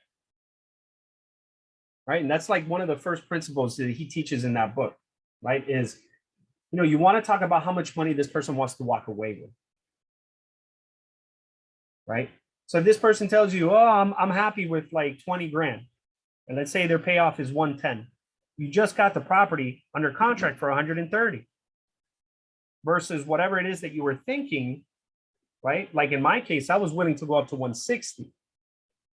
So I would have lost. In this case, I saved 20 grand, right? Without ever talking about the price of the property. I just said, okay, I can do 30 grand and 30 grand net, right? Like they're not thinking about, closing costs, commissions, taxes, right? That happened to me one time with a property in Homestead. We agreed on a price and they thought they were going to walk away. I think it was with like 20 grand. And then after everything was said and done, because of the closing costs, they ended up with like 17 and they got really pissed off. They were like, no, but you told me you were going to, they weren't going to sign. So I had to come out of pocket and fill in that gap. And in that case, I negotiated with the buyer who was going to purchase the property. I negotiated with him and we ended up splitting the 3 grand. So I came out of pocket like 1,500 and so did he, right? But the whole point is, when you take this strategy on of talking to folks and being like, okay, how much money do you want to walk away with? You want to make sure that this person gets that money net. And if they want to walk away with 20, okay, 20 net. Right? At the end of the day, it's going to serve you, again, to show that you're transparent, to show that they can trust you, right? And that that they can believe in what it is that you're saying. Right? Because again, people are not real estate investors. They haven't been doing this for years, right? They probably haven't even looked up a YouTube video on this stuff. Right? So that's where your expertise comes in, Dan, is in being the expert, being honest, being transparent, and building that trust with that seller such that at the end of the day, it makes it super easy for you. You don't want a seller that's pushing back on absolutely everything, right, that you're doing. I've had sellers where I didn't build the right amount of rapport up front, and like every step of the way, these guys were like, oh, so what's this and what's that and what's this and how much and da da da. It's just super annoying. And moreover, it shows a lack of trust on their end for you. It makes it easier for these people just to walk away. You know? So does that answer your question? Yeah. And if you want to expound on the question, by all means, Dan. No, I'm good. Thank you. Okay. No problem.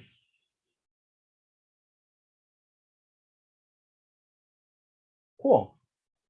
Marina, Catherine, Sarah, do you guys have any more questions? Anything else that that you guys want to talk about?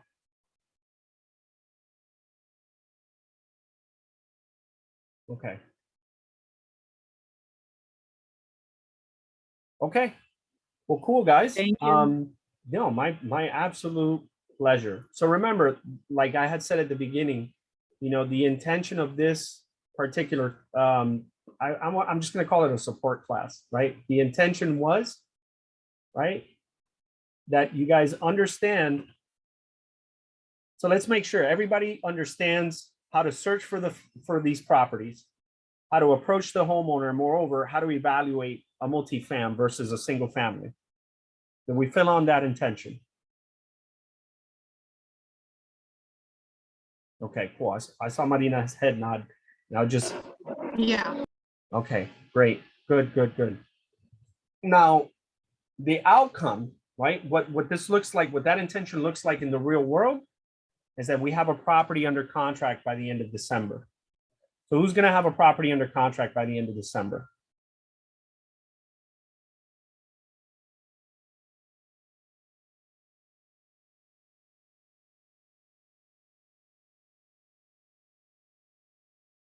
So what's missing? What's missing here? The action is missing, I think. Okay. But what's missing that not everybody's putting their hands up is my question. What's there? So we can see if we can get this, you know, so we can flatten out any wrinkles. We can iron out whatever's there for us. Because there's something stopping us aside from taking the action. What's keeping us from taking the action, in other words?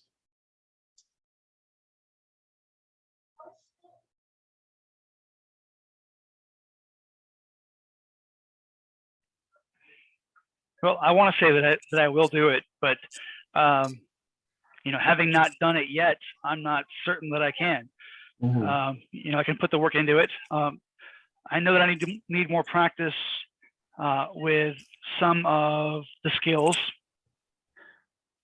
You know, a lot of times I'm practicing that skill for the first time in front of a potential homeowner.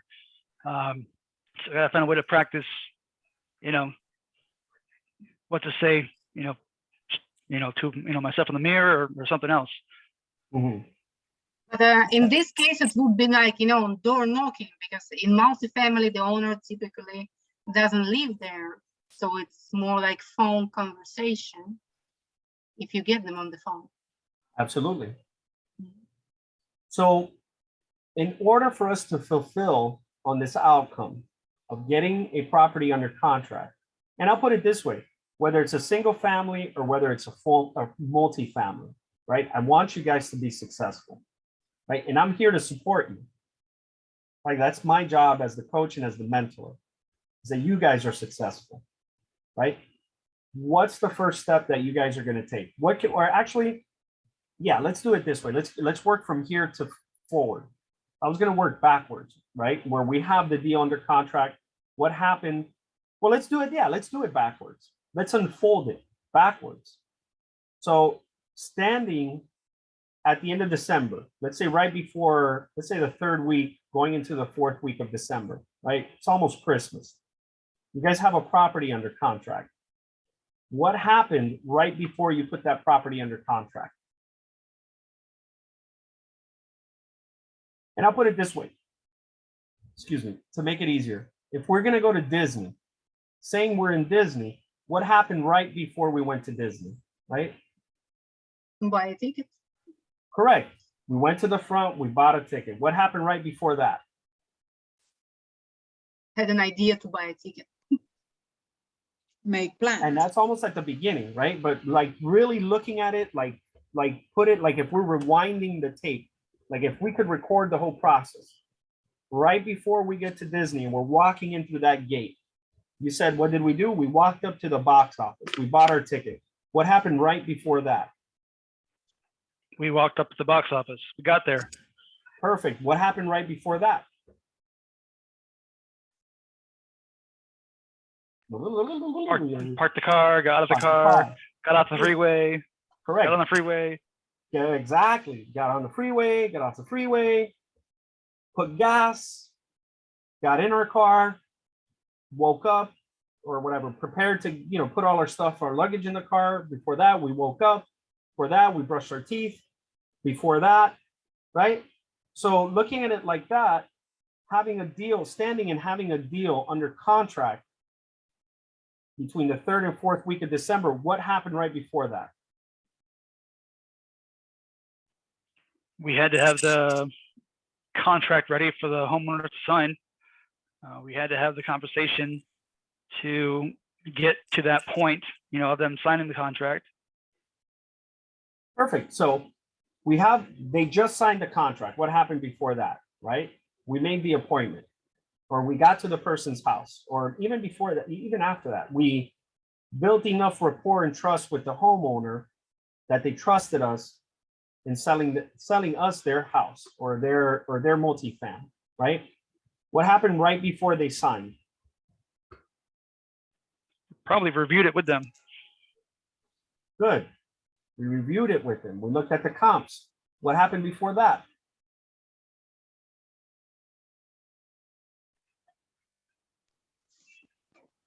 The conversation led to the contract, and then we presented the contract. Cool. What were you going to say, Catherine? Motivation to close the deal, or So looking at it in the real world, if we could record the whole process, right? So kind of like what Dan was saying, right? The guy or a person signs the contract. Where the ink is coming off the paper. We're going backwards, right? We had a conversation with them, right? We got to their house, right? We drove to their house. What happened before we drove to their house? They made the research on the situation. We did the research. We looked up the comps. What happened before that?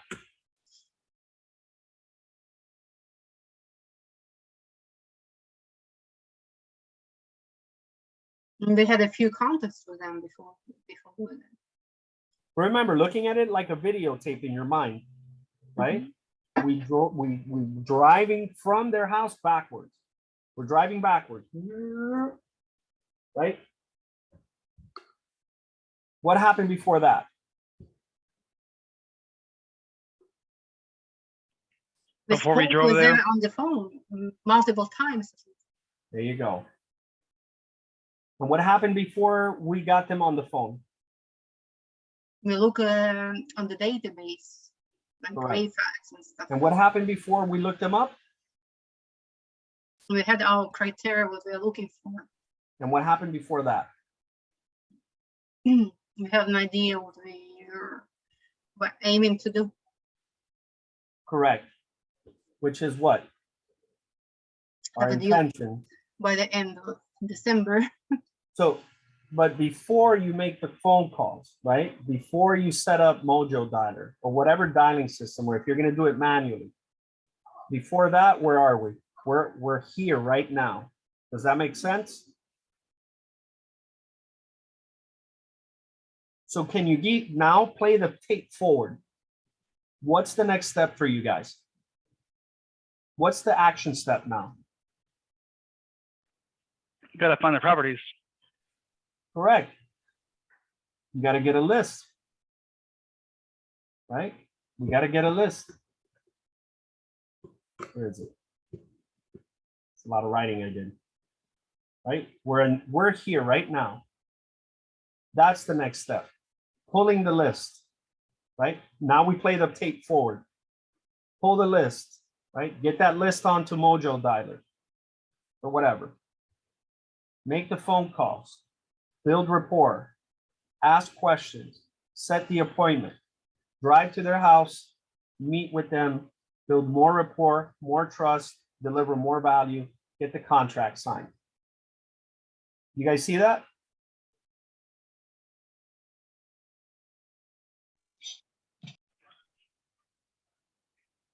I do.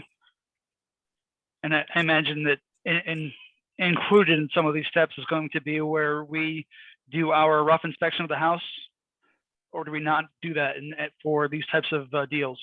Yeah, absolutely. That would be when we meet up with the homeowner. And we do the walkthrough or whatever of the house. Right? But do you guys see what the next step is and how that follows, how that clearly follows a very specific set of actions to the point where that person is signing the contract? Does that make sense? No, that's a very helpful exercise. Yeah. Yeah, that was I good. didn't come up with that. That was something that was taught to me in a different program. Something which I highly recommend. It's landmark worldwide. And it's called unfolding a possibility. That's what that exercise is called. Right. So you guys already have the contract signed. Do you see that? In your mind, you already have the contract signed. Right now, it's just a matter of unfolding it now. You guys get that? So the future's already there. Now it's just a matter of playing the tape forward. So who's going to have a contract? Who's going to be the first one to get that contract?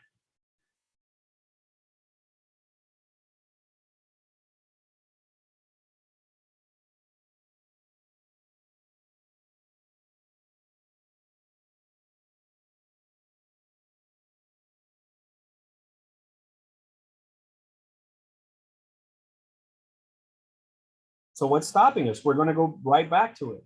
What's stopping you guys right now from taking that next action that's going to lead you to getting the contract signed?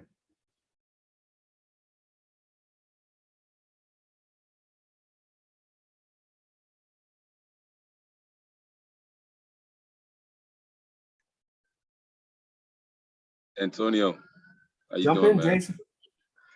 How's everybody? I overslept, man. I'm working with like 4 jobs, everything else. No like worries. That. Sorry. What? Well, Antonio knows me. I own a 3-family in New Jersey. I'm in the process of I'm in a contract right now of getting rid of it. Only because I live down here and I'm not gonna travel back and forth to get the property. I missed like I said, I missed most of the presentation. I've been trying to get this information on distressed, owners. So my thing is, when I was distressed, I should say, I was looking for anybody that was who understood what they were dealing with, I should say. I was always looking for somebody who was ready, if they had already had backing.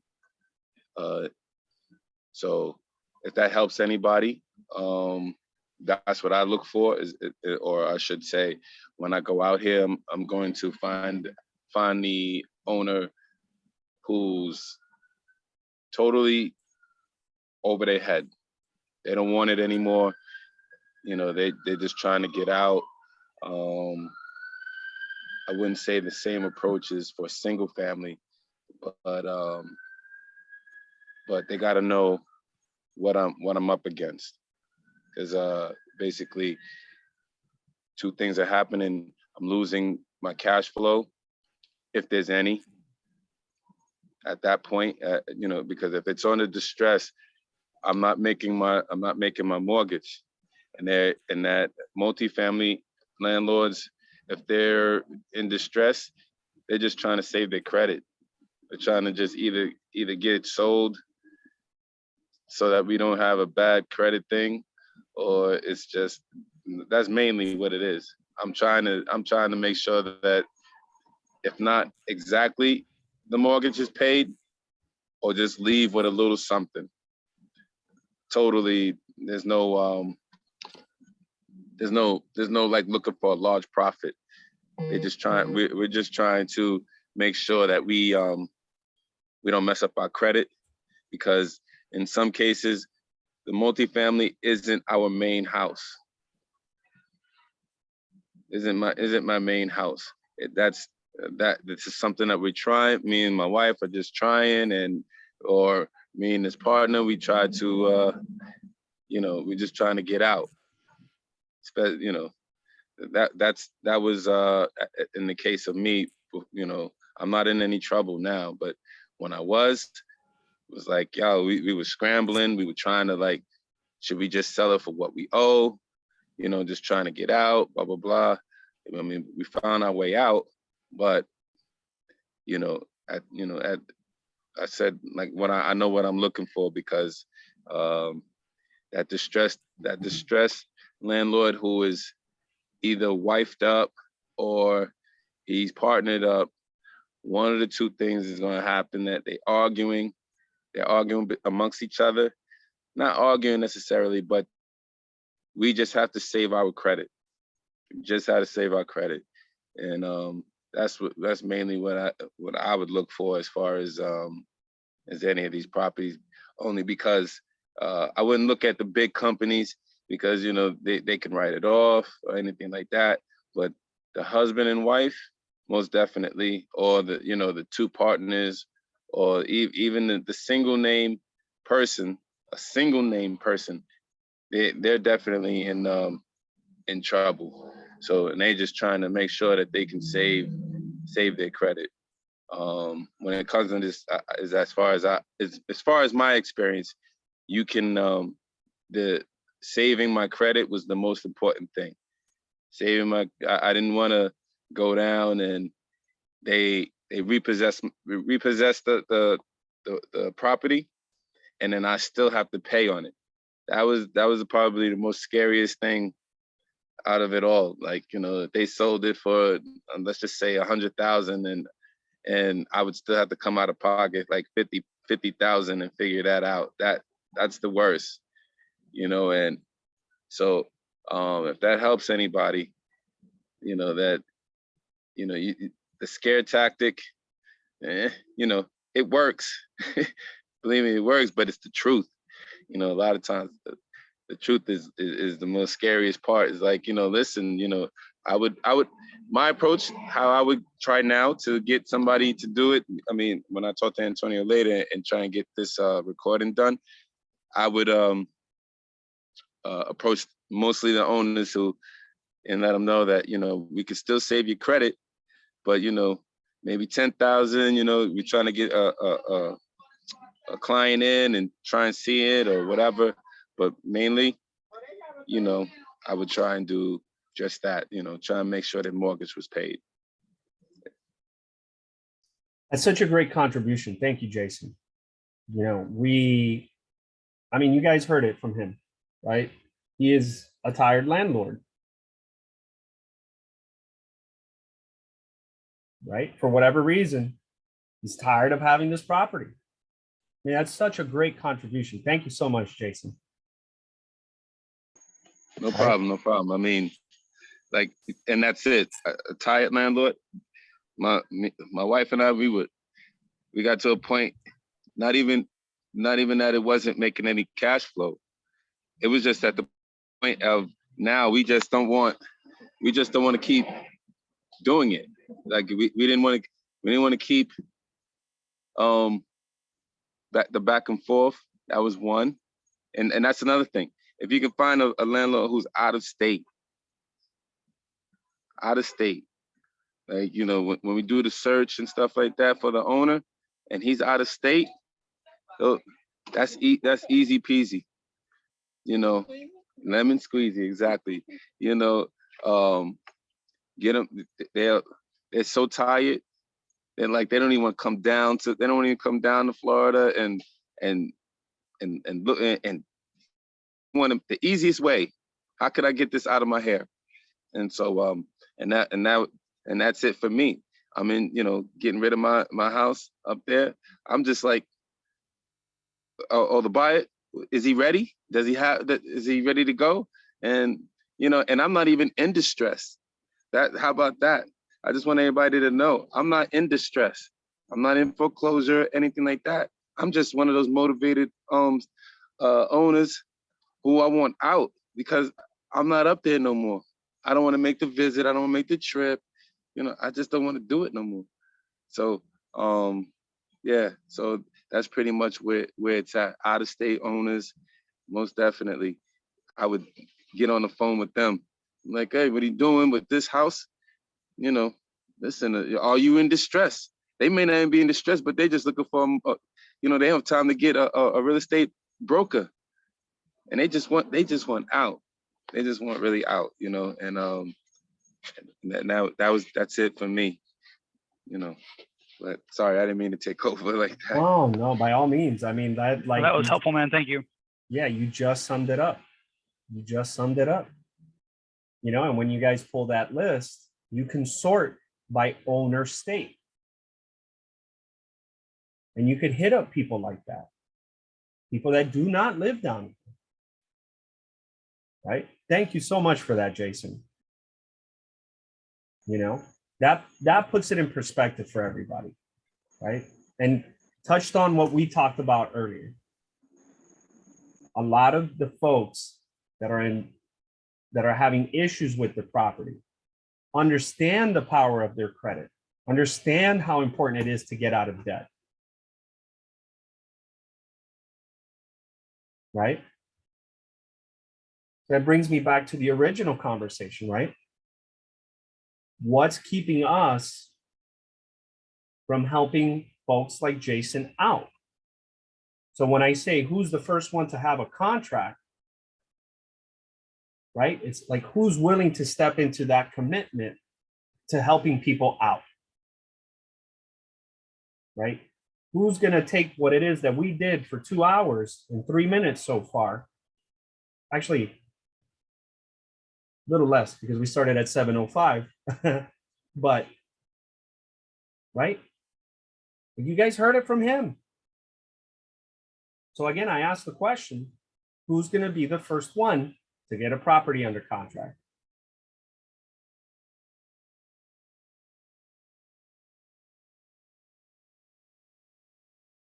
Who's going to step into that commitment and take what it is that they learned tonight and actually put it into action?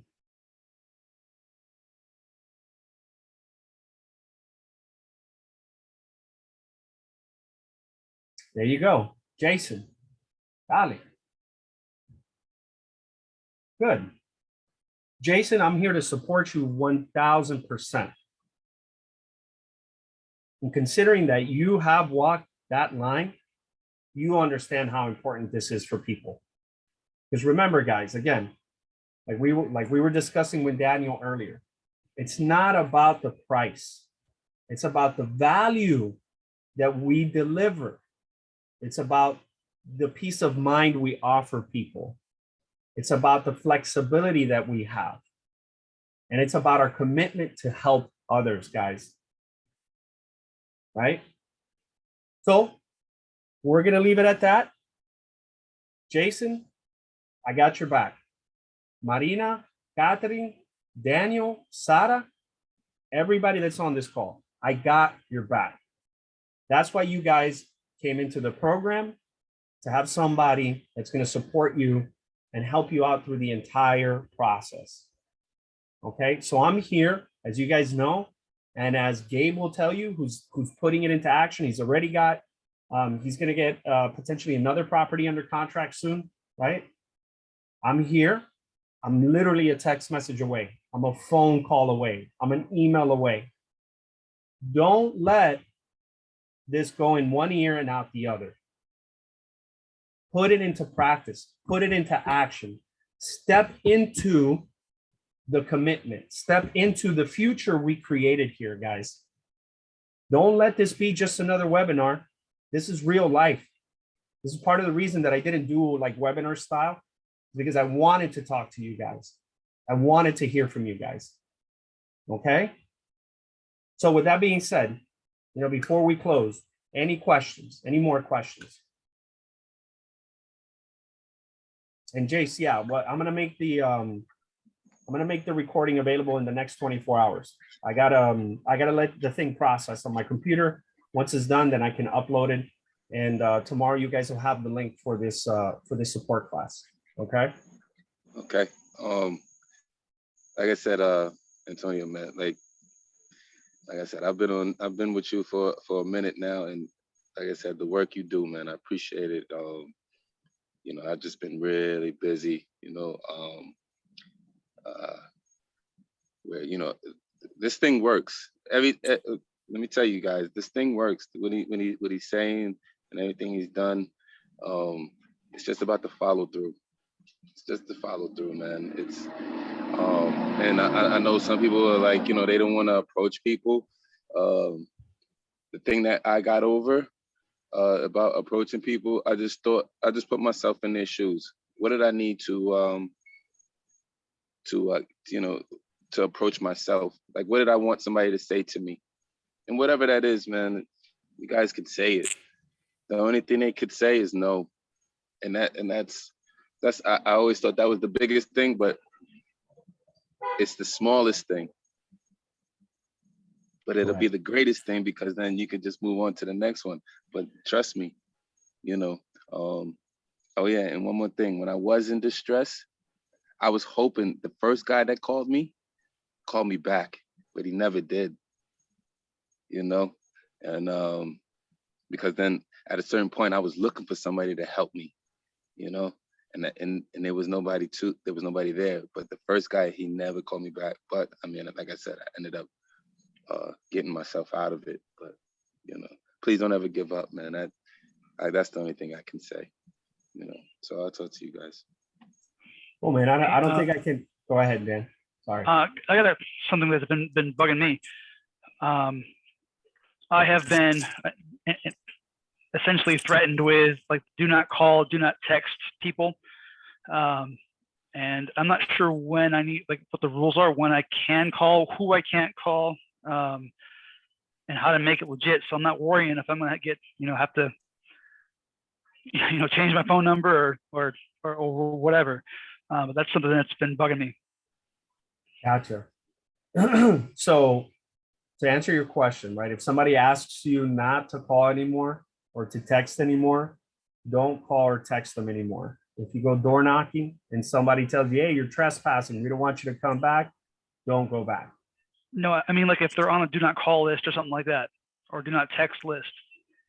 If they're on the DNC the do not call list, you're not supposed to call them. The reality, this is the way I justify it for myself, is the fact that we are not selling anything. Okay. So how do you check the do not call list to see if your number is on there? How would I know? Once you get your list, you can actually just Google it, put check phone numbers for the DNC against the DNC list. I think there's programs that automatically allow you to do that. I'll be honest with you, I don't do that. I don't do that. If somebody asks me not to call them, I won't call them. But I don't check it against any DNC lists. Okay.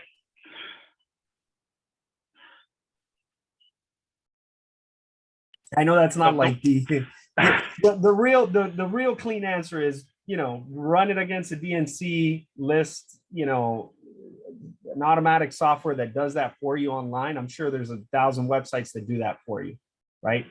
And remember, you're not supposed to be calling 1,000 people, 2,000 people, right? You're running a list in a zip code, which is probably going to produce anywhere between 50 and 100 people, you know, and you can't allow that to stop you, Dan.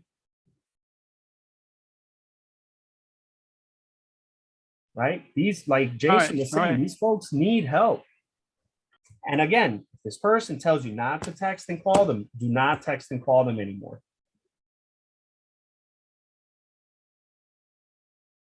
Okay? So you have the clean answer, you know, the official answer, or whatever you want to call it, and then you have the real answer, right? The real answer is call people.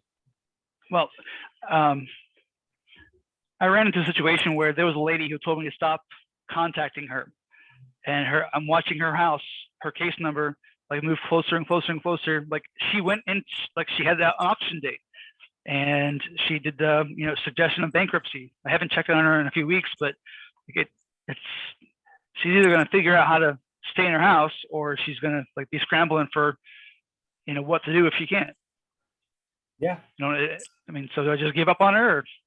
If she asks you not to call her and not to text her, send her a letter. Handwrite a letter. You know, hey, send her a copy of the docket, highlight it, circle it in a red pen. Like, this is the, you know, I don't even, you know, I don't want to say this is the reason why I called you, but, you know, you can always send mail. You know, how much junk mail do you receive that you wish you didn't? And there's no list for you not to get any mail. But you do not want to call somebody if they're very, very clear on, like, do not call me, right? Don't call them anymore. Don't text them anymore, right? In those cases, they've specifically told you not to do that.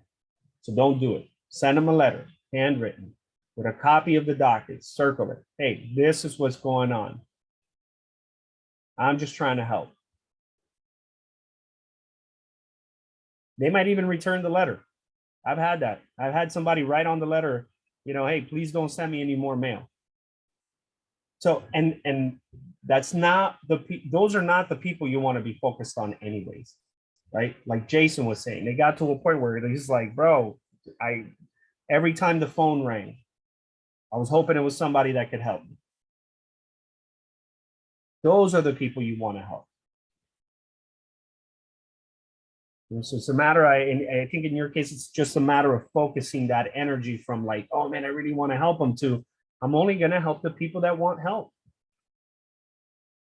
I went through the same thing. I went through the same thing, Dan. I used to fight with homeowners.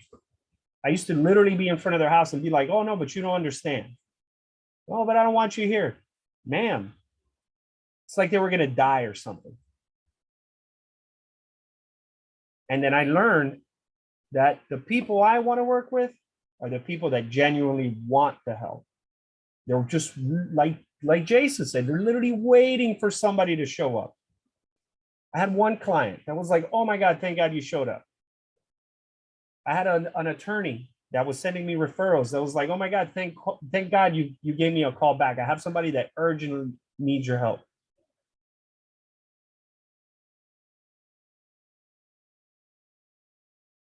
So essentially, you just got to get through the no's to get to the yes. That's pretty much it. And I'll be honest, Dan, if it was easy, you know, everybody would be doing it. But it's not that easy. It's simple. Like I told everybody when they signed up, it's simple, but it's not easy. It's not rocket science, but you might as well be building a rocket, you know, because it's hard work. You got to get used to it. It's hard work, and it pays handsomely, guys. It pays really, really well. My life has transformed because of real estate. Moreover, because my unwillingness to quit.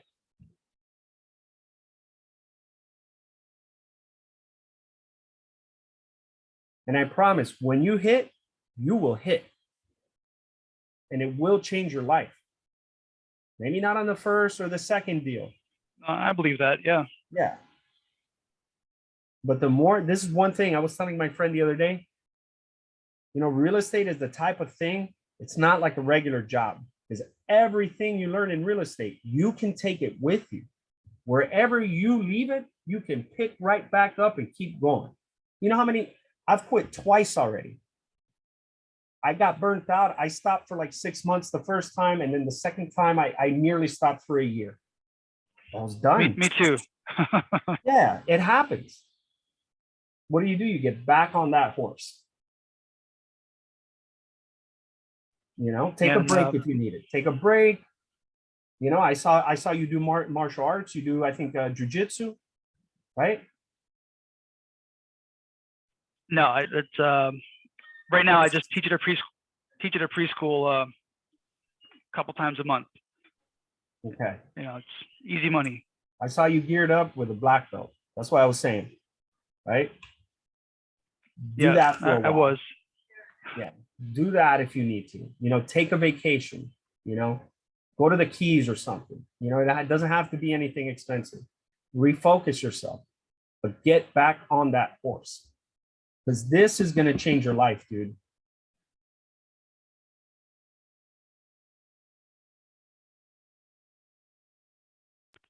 Yeah, once it clicks, like it'll be forever. You know, but Like the Pringles. making progress. Yeah, a little bit of time. Exactly.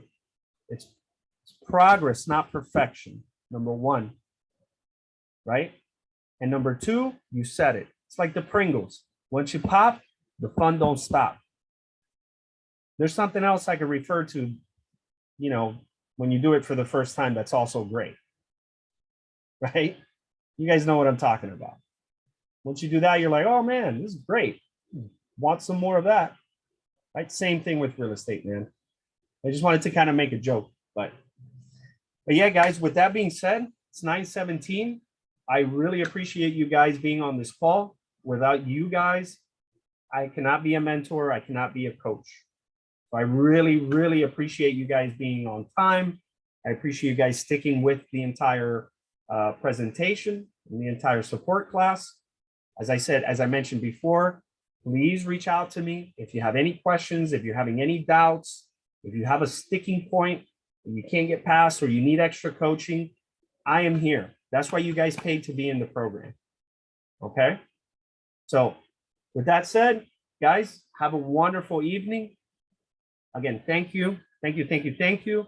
And again, reach out if anything. Okay, guys? Have a good night. Sounds good. Thank you guys. Good night. Good night.